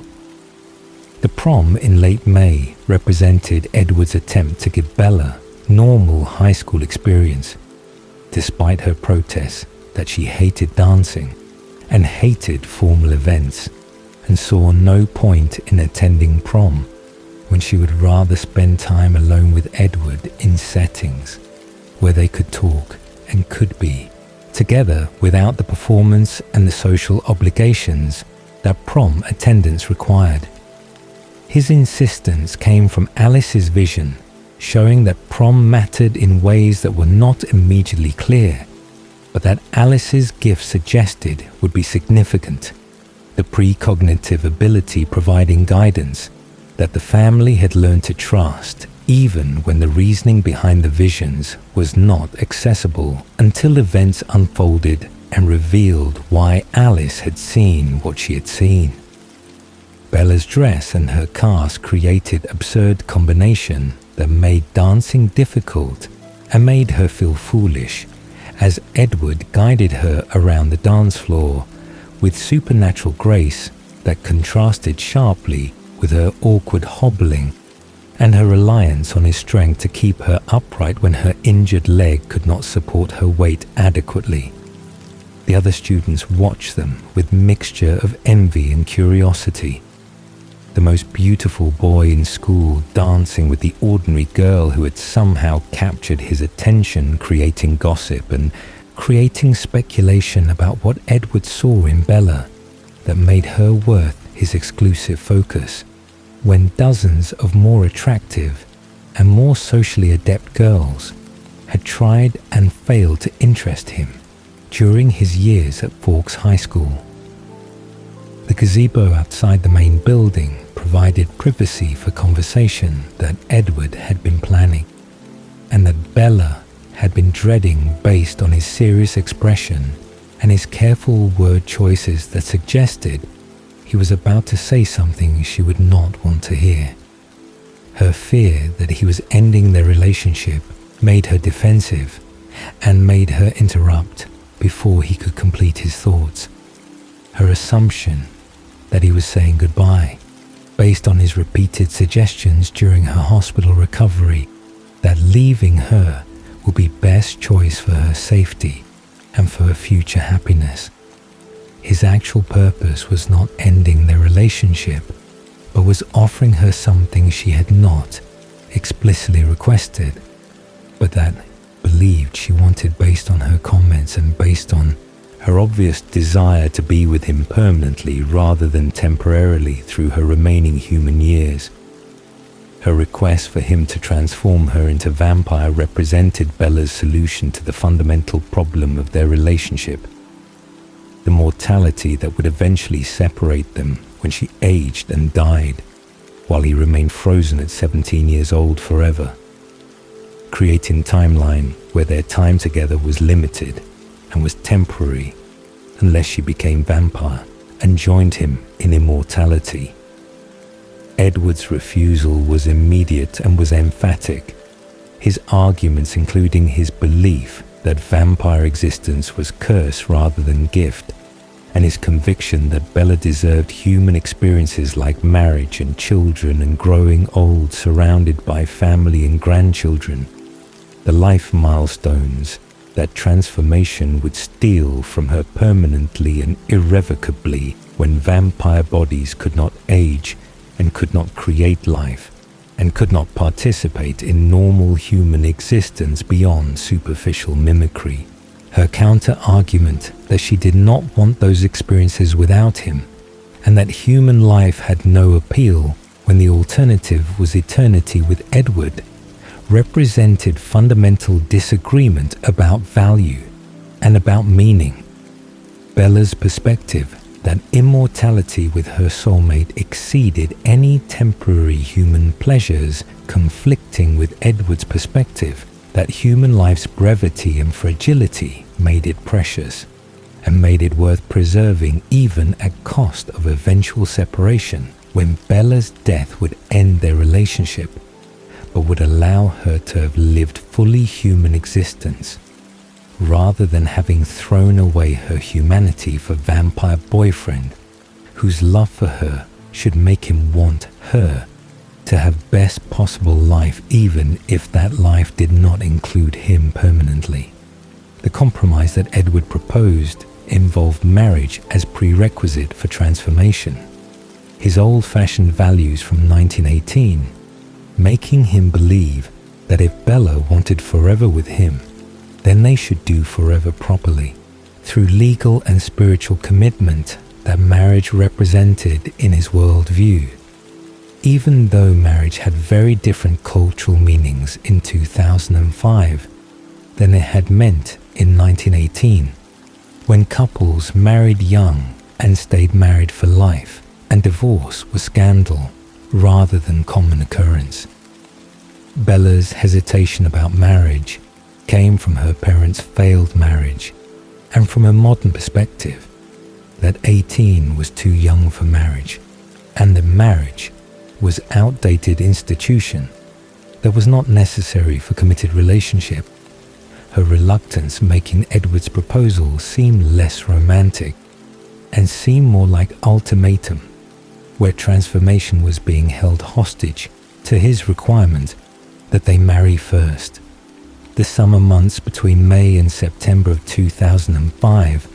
passed with continued negotiations about transformation and about marriage and about timeline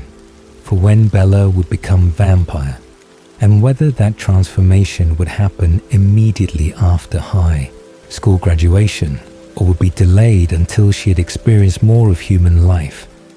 and had made absolutely certain that she wanted to give up humanity permanently. Edward's preference was to delay transformation indefinitely or to never transform Bella at all, his hope being that she would change her mind and would decide that human life was worth keeping, even if keeping her humanity meant their relationship would be temporary rather than eternal. Bella's preference was immediate transformation.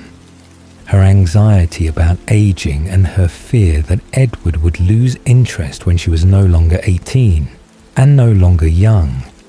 making her want to become vampire as soon as possible rather than risking that time, would create distance between them, or would make Edward realize that she was not worth the complications and the dangers that their relationship created. September 13th of 2005 marked Bella's 18th birthday, the day she had been dreading because it made her officially older than Edward's frozen age of 17, even though his actual age of 104 years made the concern about physical age difference absurd from objective perspective, but made sense from Bella's insecure perspective, where she believed that her aging would make her less attractive and would make Edward eventually leave her for someone younger or someone more compatible with his eternal youth. Edward's gift of plane tickets to visit Renee in Jacksonville represented his attempt to give her experiences and to encourage her connections with her human family, while Alice's party at the Cullen house represented Alice's enthusiasm for celebrations and her desire to make Bella feel welcomed into the family, despite the continued uncertainty about whether Bella would actually become vampire or would remain human. The paper cut that occurred while Bella was opening presents released drops of blood that fell to the floor and released scent that filled the room and triggered Jasper's imperfect control, his newborn-like struggles with bloodlust making him least reliable family member around human blood and making him most dangerous to Bella, despite his genuine affection for her and his genuine desire to not harm her. His lunge toward Bella was instinctive and was immediate, his body responding to blood scent before his conscious mind could engage control or could remember his commitment to vegetarian lifestyle, while Edward's equally instinctive response was to throw Bella backward and away from Jasper with force that sent her into glass table that shattered under her impact and created multiple cuts that bled more profusely than the original paper cut and created more scent that made the situation exponentially worse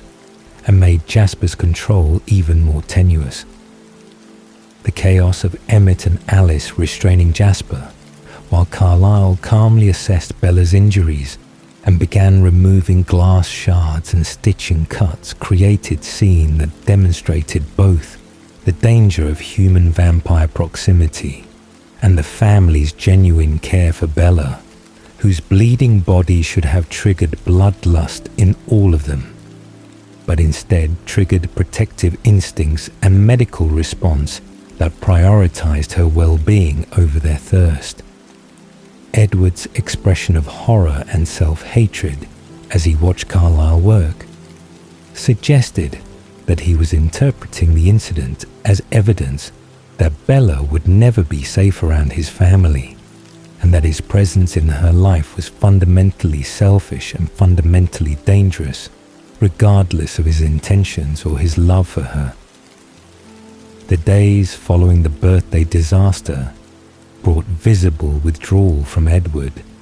whose distance and whose coldness communicated his internal struggle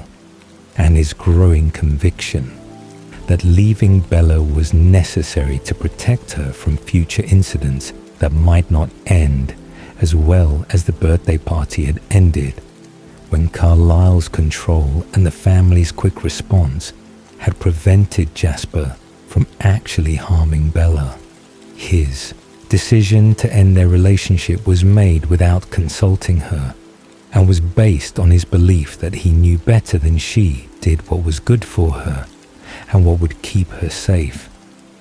The paternalistic reasoning representing both genuine love and genuine arrogance, when he assumed authority to make choices about her life without considering her agency or her right to accept risks in exchange for relationship. She valued more than she valued safety. The forest conversation in mid-September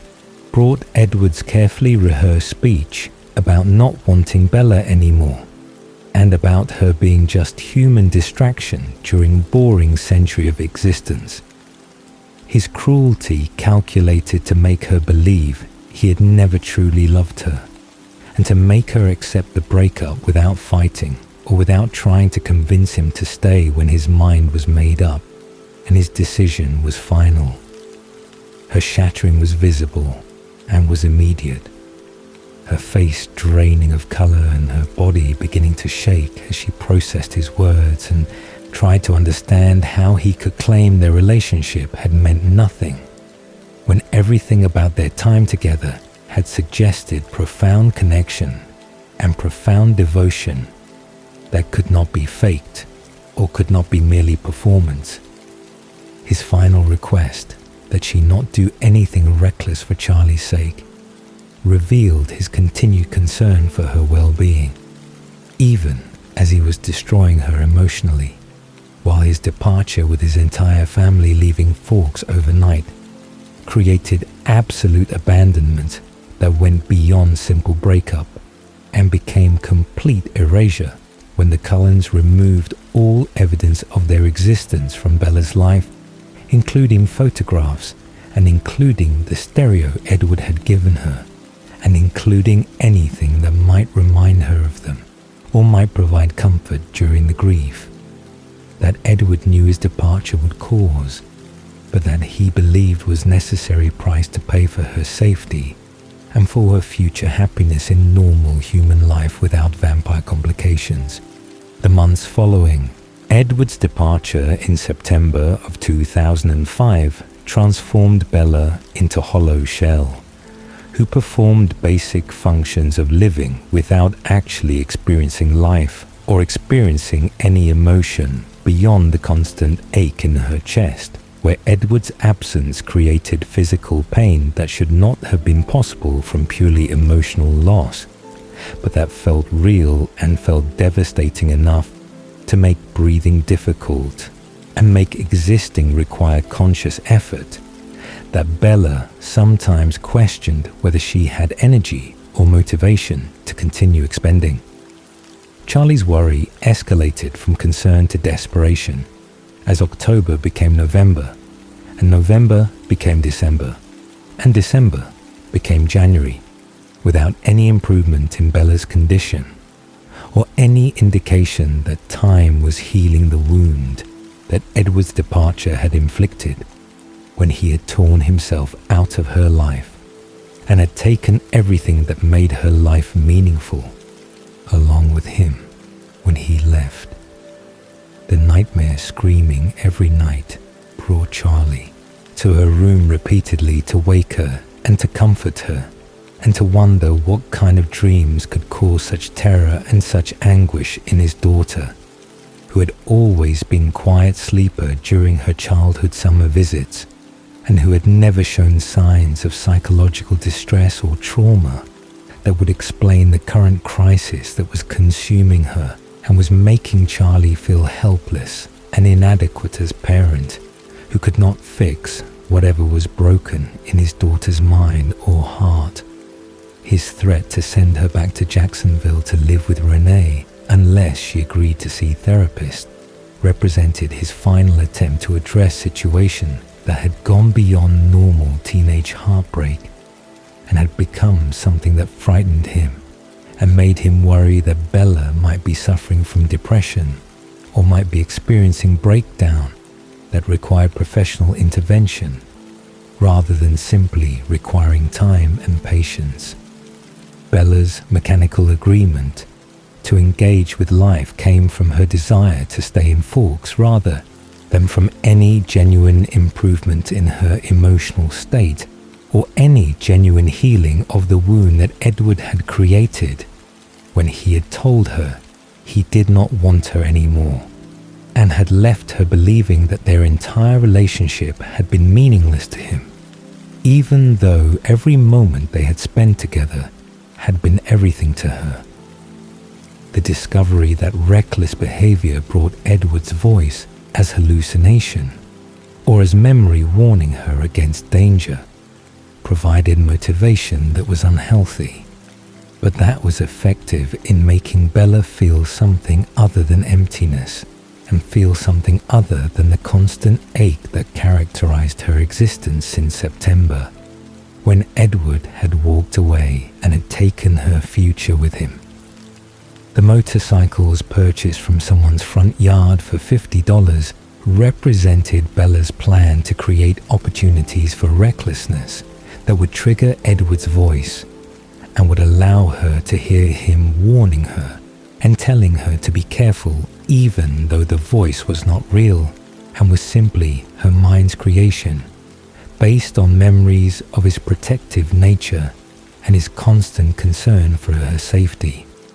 Jacob Black's willingness to repair the motorcycles and to teach Bella to ride them came from his crush on her and from his genuine enjoyment of mechanical projects and from his desire to spend time with Bella, whose company he had always enjoyed since childhood and whose current sadness made him want to help her and want to make her smile, even though he did not fully understand what had happened or why she was so devastated by a breakup with boyfriend she rarely mentioned and never wanted to discuss. The weeks in Jacob's garage throughout February and into March of 2006 brought gradual thawing of Bella's emotional shutdown. Jacob's warmth and Jacob's humor and Jacob's uncomplicated friendship providing relief from the constant grief and providing distraction from the emptiness that still characterized her existence, but that became slightly more bearable when she was with Jacob, and when his presence made her remember that life could include laughter and could include moments of genuine connection, even if those moments could never replace what she had lost when Edward left. Her awareness of Jacob's romantic interest and her inability to reciprocate those feelings created guilt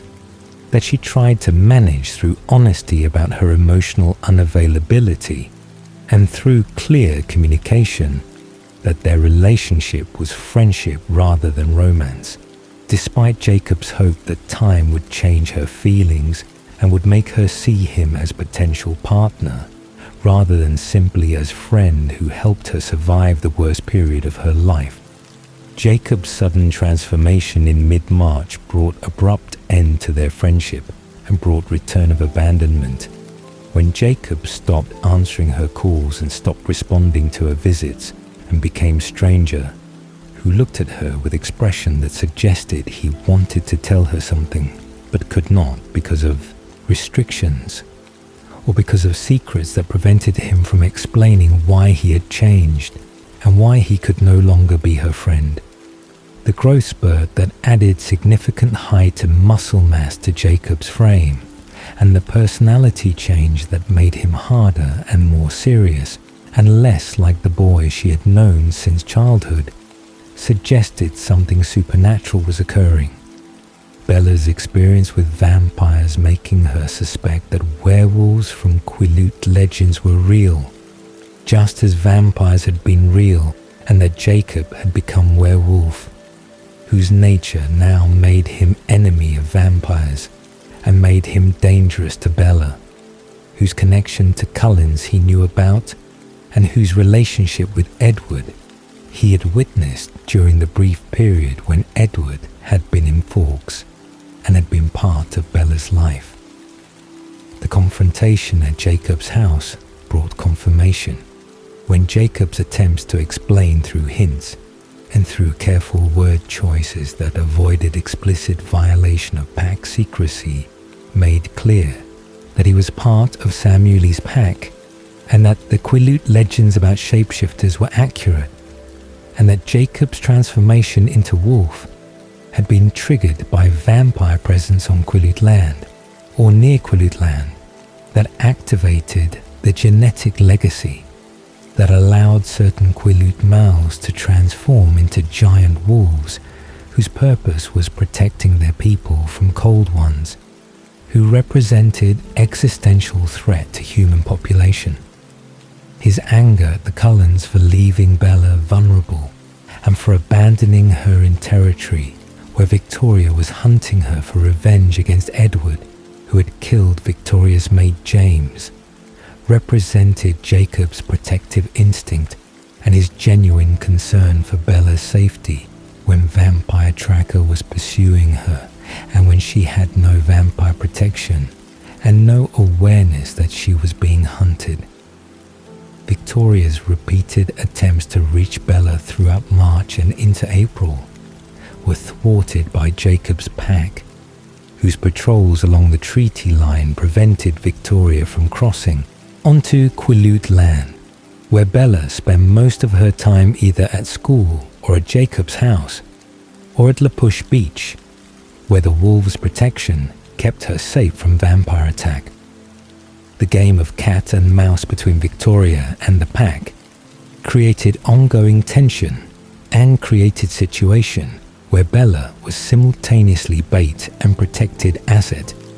her presence drawing Victoria closer, but also drawing Victoria into range where the wolves could potentially catch her and could potentially kill her before she succeeded in killing Bella and completing her revenge mission that had become obsession after James's death. Alice's unexpected return to Forks in late March brought joy and brought pain when Bella saw her best friend and sister standing on Charlie's doorstep after months of absence and months of silence that had made Bella believe she would never see any of the Cullens again and would never have opportunity to ask why they had left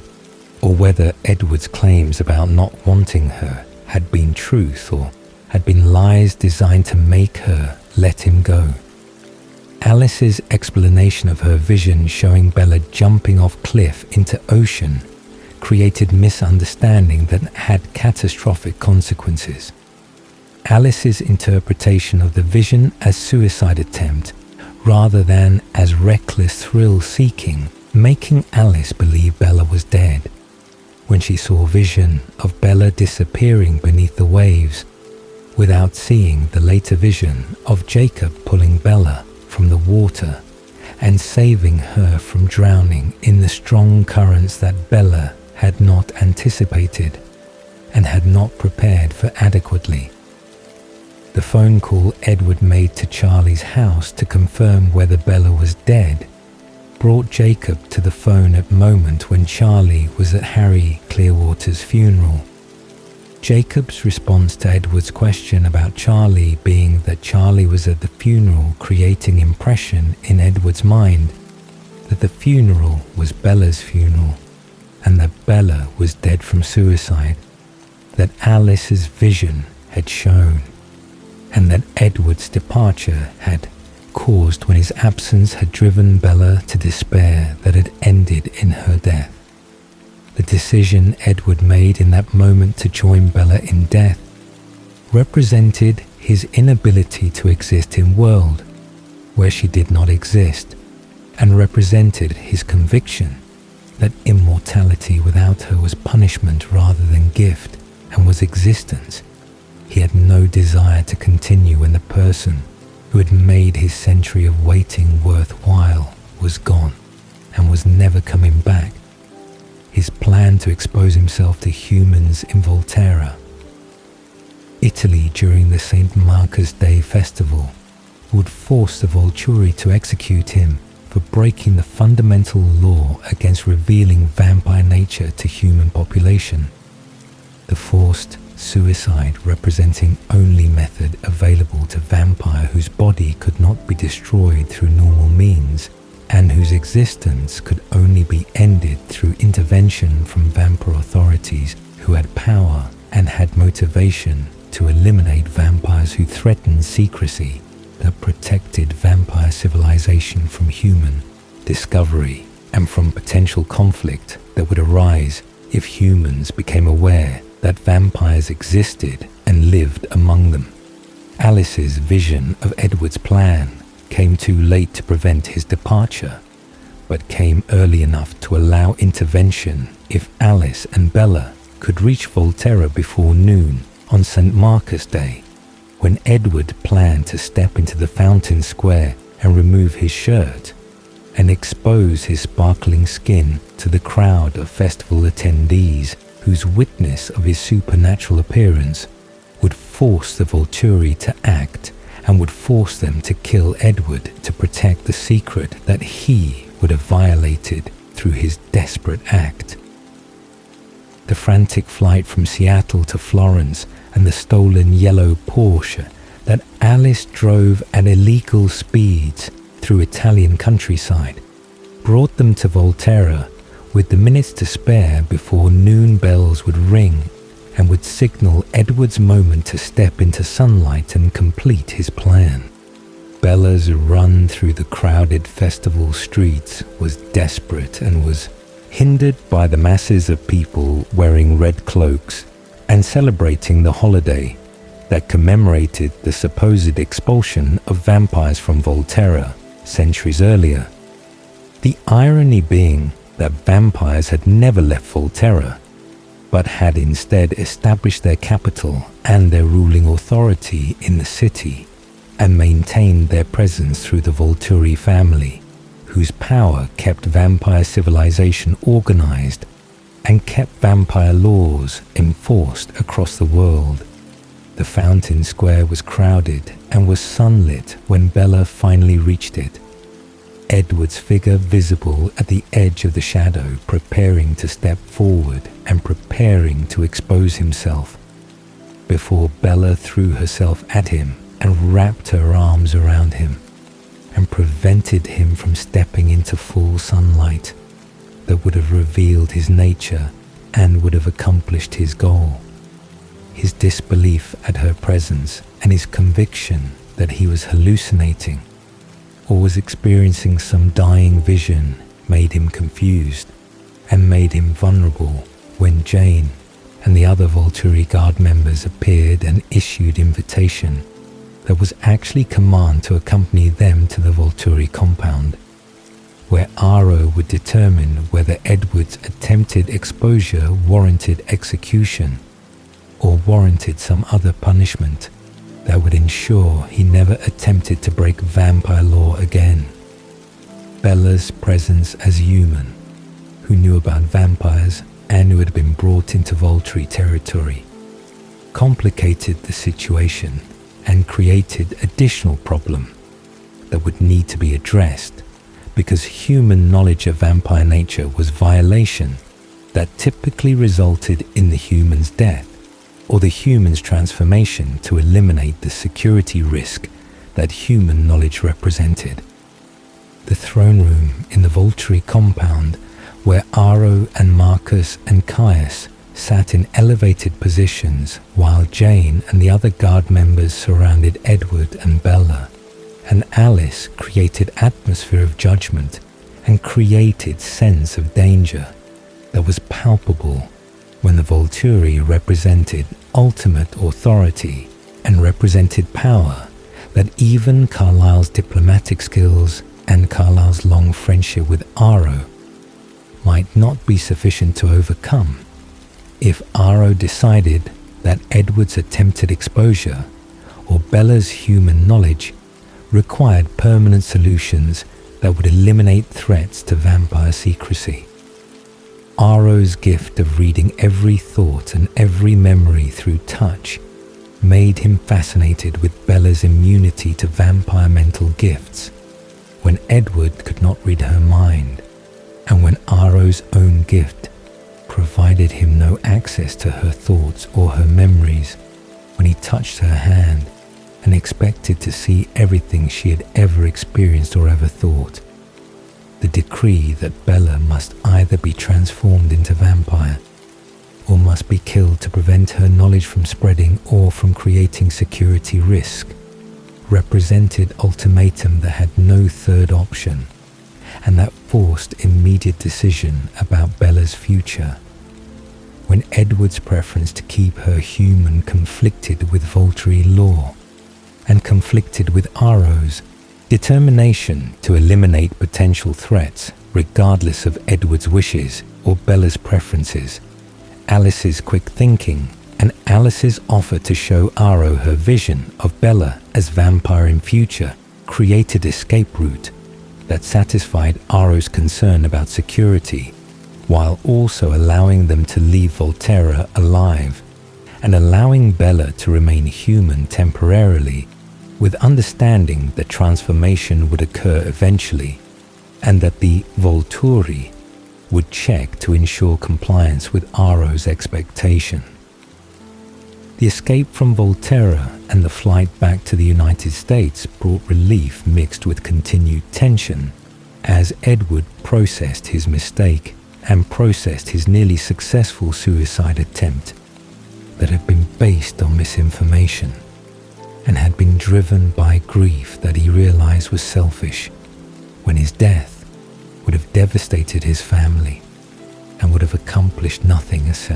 except ending his existence without bringing Bella back if she had actually been dead. The family meeting at the Cullen house upon their return from Volterra represented necessary reckoning with the Volturi's decree and represented necessary discussion about Bella's future transformation that could no longer be delayed indefinitely or avoided through Edward's continued objections. When Aro's ultimatum made clear that Bella would either become vampire or would be killed to prevent her human knowledge from creating security risk that the Volturi would not tolerate regardless of Carlisle's friendship with Aro, or regardless of Edward's desire to preserve Bella's humanity. The vote that Carlisle organized represented democratic process unusual for vampire covens, where leaders typically made decisions without consulting other members. But Carlisle's leadership style had always emphasized family input and emphasized respect for individual agency, even when that agency complicated situations or created disagreements that required negotiation and required compromise. Carlisle's vote in favor of transforming Bella came from his respect for her choice and from his recognition that her decision to become vampire was informed and was made with full awareness of what she would gain and what she would lose through transformation that would give her immortality and would give her eternity with Edward, but would take her humanity and would take her ability to age and to have children and to experience normal human life milestones. Esme's vote in favour was based primarily on her desire for Edward's happiness and her recognition that Edward would never be truly happy without Bella, and that Bella's transformation was necessary for their relationship to continue, and was necessary for Edward to have the mate bond and the partnership that the other couple members of the family enjoyed, and that Edward had believed for centuries he would never experience. Rosalie's vote against Bella's transformation represented her continued belief that human life was precious and was something Bella should appreciate, rather than discarding for vampire existence that Rosalie herself resented and wished she could trade for normal human mortality that would include aging and death, but would also include possibility of children and possibility of family in biological sense, rather than adopted sense. Her speech about her own transformation and her own losses was passionate and was genuine.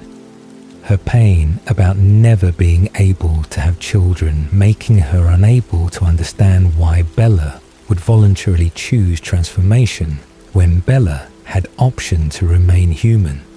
and had option to experience motherhood and all the other things that transformation would steal permanently. Emmett's vote in favor was casual and was enthusiastic. His perspective being that vampire existence was fun and was advantageous, and that Bella would enjoy the strength and the speed and the enhanced senses that transformation would provide, while Jasper's vote in favor came from practical consideration that having Bella as vampire would be easier than constantly managing his thirst around her human blood, and would eliminate the danger that his imperfect control represented to her safety. Alice's vote in favor was predetermined by her visions that had always shown Bella as vampire in their future together. Her certainty that Bella's transformation was inevitable, making the vote formality rather than actual decision, when Alice had seen the outcome years before the vote occurred. Edward's acceptance of the vote outcome came with condition that represented his attempt to maintain some control over situation, and his attempt to ensure that if Bella was going to give up her humanity, then she should at least do so in context of proper commitment and proper relationship, that his 1918 values considered appropriate when forever was being promised, and when forever should be approached with seriousness and with formal recognition through marriage that would make their union legitimate in eyes of society and in eyes of whatever higher power might exist to judge their choices. His proposal on one knee with his mother's ring from 1918 represented romantic gesture and represented serious offer that carried weight of his family history and carried meaning that extended beyond simple engagement into realm of Edward offering Bella everything he had and everything he was in exchange for her accepting him as husband and accepting the permanent commitment that marriage represented in his worldview. Bella's conflicted acceptance of the proposal came from her genuine desire to be with Edward, forever balanced against her modern embarrassment about being engaged at 18 years old, when her peers would judge her, and when marriage at such young age seemed rushed, or seemed like a mistake that people made when they did not understand that they had their whole lives ahead of them and did not need to commit so early. Her concerns about how to explain engagement to Charlie and how to explain it to Renee created anxiety that Edward dismissed as unimportant, when the opinions of others should not influence decision about their relationship and should not prevent them from making commitment that they both wanted, even if that commitment seemed unconventional or seemed premature to people who did not understand the circumstances or did not know about vampire nature that made conventional timeline irrelevant. Her conditions for accepting his proposal included requirement that Edward be the one to transform her, rather than allowing Carlyle to perform the transformation, as would be safer and as would be more controlled, when Carlyle's experience with transformations exceeded Edward's experience, and when Carlyle's medical knowledge would make the process more precise and more likely to succeed without complications. Edward's resistance to her condition came from his fear of hurting her, and his fear of losing control during the transformation, when tasting her blood might trigger bloodlust that would make him drain her completely rather than stopping after injecting sufficient venom to ensure transformation would complete successfully. Her insistence that the transformation be intimate act between them rather than medical procedure performed by Carlyle represented her romantic understanding of transformation as symbolic consummation and as ultimate expression of Edward's trust in his control and his commitment to her. Her additional condition that they experience physical intimacy before transformation, while she was still human, represented desire to have at least one human experience with Edward before her body changed, and before sensation changed,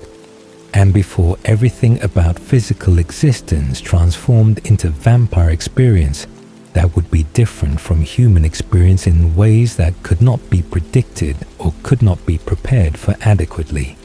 Edward's resistance to this condition was even stronger than his resistance to performing the transformation himself. His fear of hurting her through excessive strength or through loss of control during intimate moment, when instinct and passion might override rational thought, making him believe that waiting until after transformation, when her vampire body would be more durable and more resistant to damage, was safer option and was more responsible choice. The wedding planning throughout the summer of 2006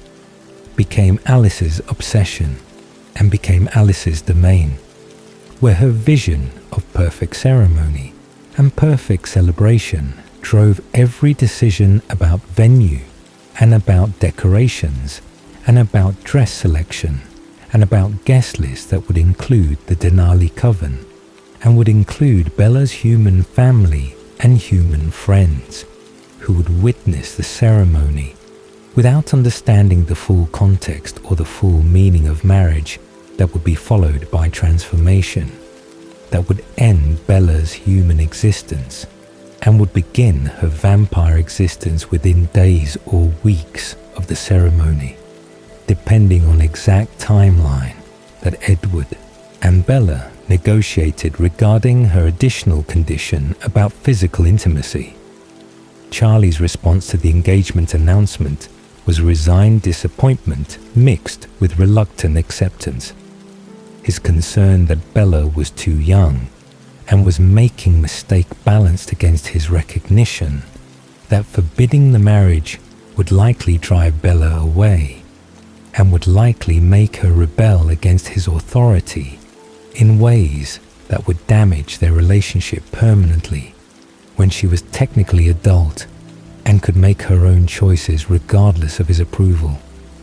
Renee's response was more enthusiastic and more supportive. Her own early marriage to Charlie and her general romantic nature making her happy that Bella had found love, even if the timeline seemed rushed, and even if Edward seemed unusual in ways that Renee could not quite articulate, but that made her slightly uncomfortable, despite his perfect manners and his obvious devotion to Bella. The wedding day on August 13th of 2006 brought together the Cullen family and Bella's family and friends in ceremony that was traditional and was beautiful in ways that Alice's planning had ensured through months of preparation and through her visions that had allowed her to anticipate problems and to solve issues before they occurred. Bella's dress was traditional and was elegant, the design chosen by Alice but approved by Bella, who had learned that resisting Alice's vision was futile, and that Alice's aesthetic sense was superior to Bella's own limited fashion knowledge. The ceremony in the Cullen backyard, transformed by Alice's decorations and by flowers and by careful arrangement of seating, created atmosphere that was magical and was perfect. Carlyle's role as officiating minister, representing his legal certification, and his family role as patriarch, who would formally recognize the union between his adopted son and the human girl, who would soon become his adopted daughter through transformation. Edward's expression as Bella walked toward him, on Charlie's arm, revealed his awe and his love, and his continued disbelief that she had chosen him,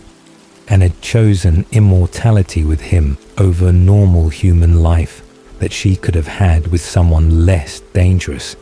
and less complicated. The vows they exchanged were traditional and were meaningful.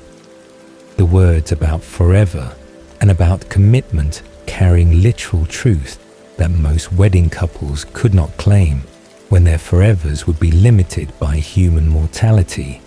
But Edward and Bella's forever would be actual eternity once transformation occurred and made Bella immortal like Edward. The reception brought dancing and brought toasts from family members and brought celebration that included both vampire guests, who did not eat the elaborate meal that had been prepared for human guests, and human guests who remained unaware that they were celebrating among vampires whose nature was hidden behind beautiful facades and behind careful performance of humanity. Jacob's surprise appearance during the reception represented his inability to stay away, despite his pain about Bella's choice, and despite his pack's concerns about treaty implications. When Bella's transformation would technically create new vampire on Quileute land, or near Quileute land, in violation of agreement that prohibited vampire creation in treaty territory, his warning to Edward about honeymoon danger, and his concern about Bella's safety during physical intimacy that Edward had apparently agreed to as part of compromise, represented Jacob's continued protective instinct and his continued hope that somehow situation would change, and Bella would realize that choosing vampire existence was a mistake. Edward's promise to be careful and Edward's acknowledgement of the danger represented his own anxiety about the honeymoon, and his own awareness that his strength and his instincts would require absolute control during intimate moments when losing control could result in Bella's death, or could result in her accidental transformation before the planned timeline. The departure for Isle Esme off the coast of Brazil brought them to tropical paradise that Carlyle had given to Esme as gift years earlier, and that now served as a honeymoon location that provided privacy and provided beauty and provided isolation that would allow Edward and Bella to be together without interruption and without observers who might notice unusual aspects of their relationship. The first night brought consummation that Edward had feared and that Bella had insisted upon. His control maintained throughout, despite the difficulty and despite the temptation. But the bruises that appeared on Bella's body the following morning revealed that his control had not been perfect, and that his strength had damaged her fragile human body in ways that horrified him and made him refuse to touch her again, despite her protests that the bruises were minor and were acceptable price for the intimacy they had shared. The days of swimming and talking and playing chess, while Edward refused physical contact, created frustration for Bella, who had not expected that her human experience would be limited to single night, and who wanted to experience more intimacy before transformation ended her humanity and changed sensation and changed everything about physical existence. Her eventual success in seducing Edward and in convincing him to overcome his fear came from her persistence and from her willingness to threaten return to Fawkes if he would not engage with her physically. The emotional manipulation working where rational argument had failed and leading to resumption of physical intimacy that brought joy to both of them, despite Edward's continued anxiety about hurting her. The illness that began in late August manifested as morning sickness and as extreme fatigue that Bella initially attributed to food poisoning or to tropical illness, but that Edward recognized with horror as potential pregnancy that should have been impossible when vampire bodies were frozen and were unchanging and were incapable of biological reproduction, that required living cells and required biological processes that venom had replaced with supernatural existence.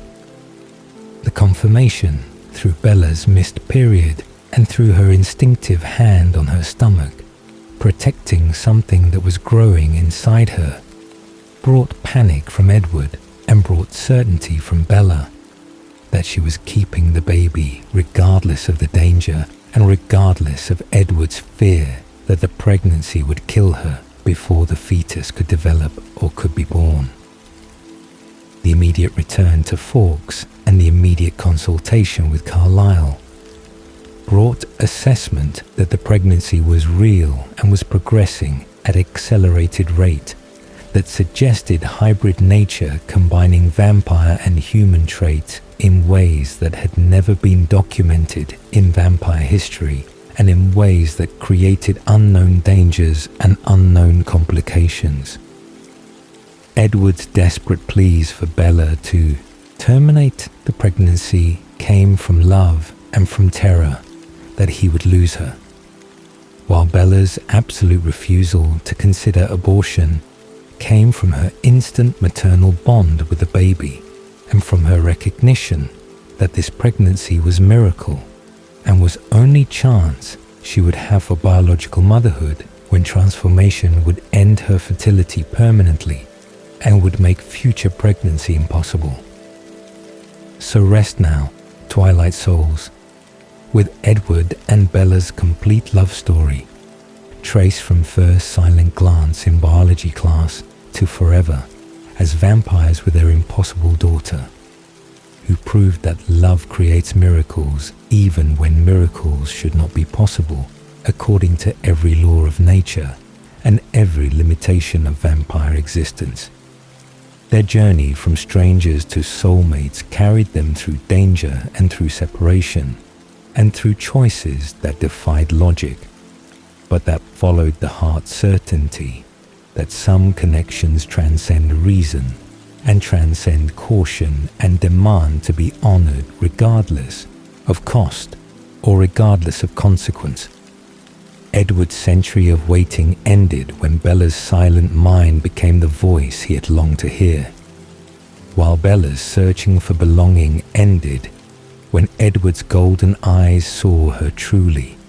and saw her completely in ways no one had seen her before. The transformation that Bella chose and the eternity they claimed together represented not ending but beginning, their love story continuing beyond the limits of human life and extending into forever, that would include centuries of partnership and centuries of devotion, and the daughter whose existence rewrote what vampires believed was possible. Sleep knowing that true love waits patiently across lifetimes, recognizes itself instantly despite impossible circumstances, and chooses itself repeatedly through every obstacle and every danger that attempts to separate what belongs together. Rest now, wrapped in the certainty that love like Edward and Bella's exists and endures and transforms everything it touches into something extraordinary. Good night.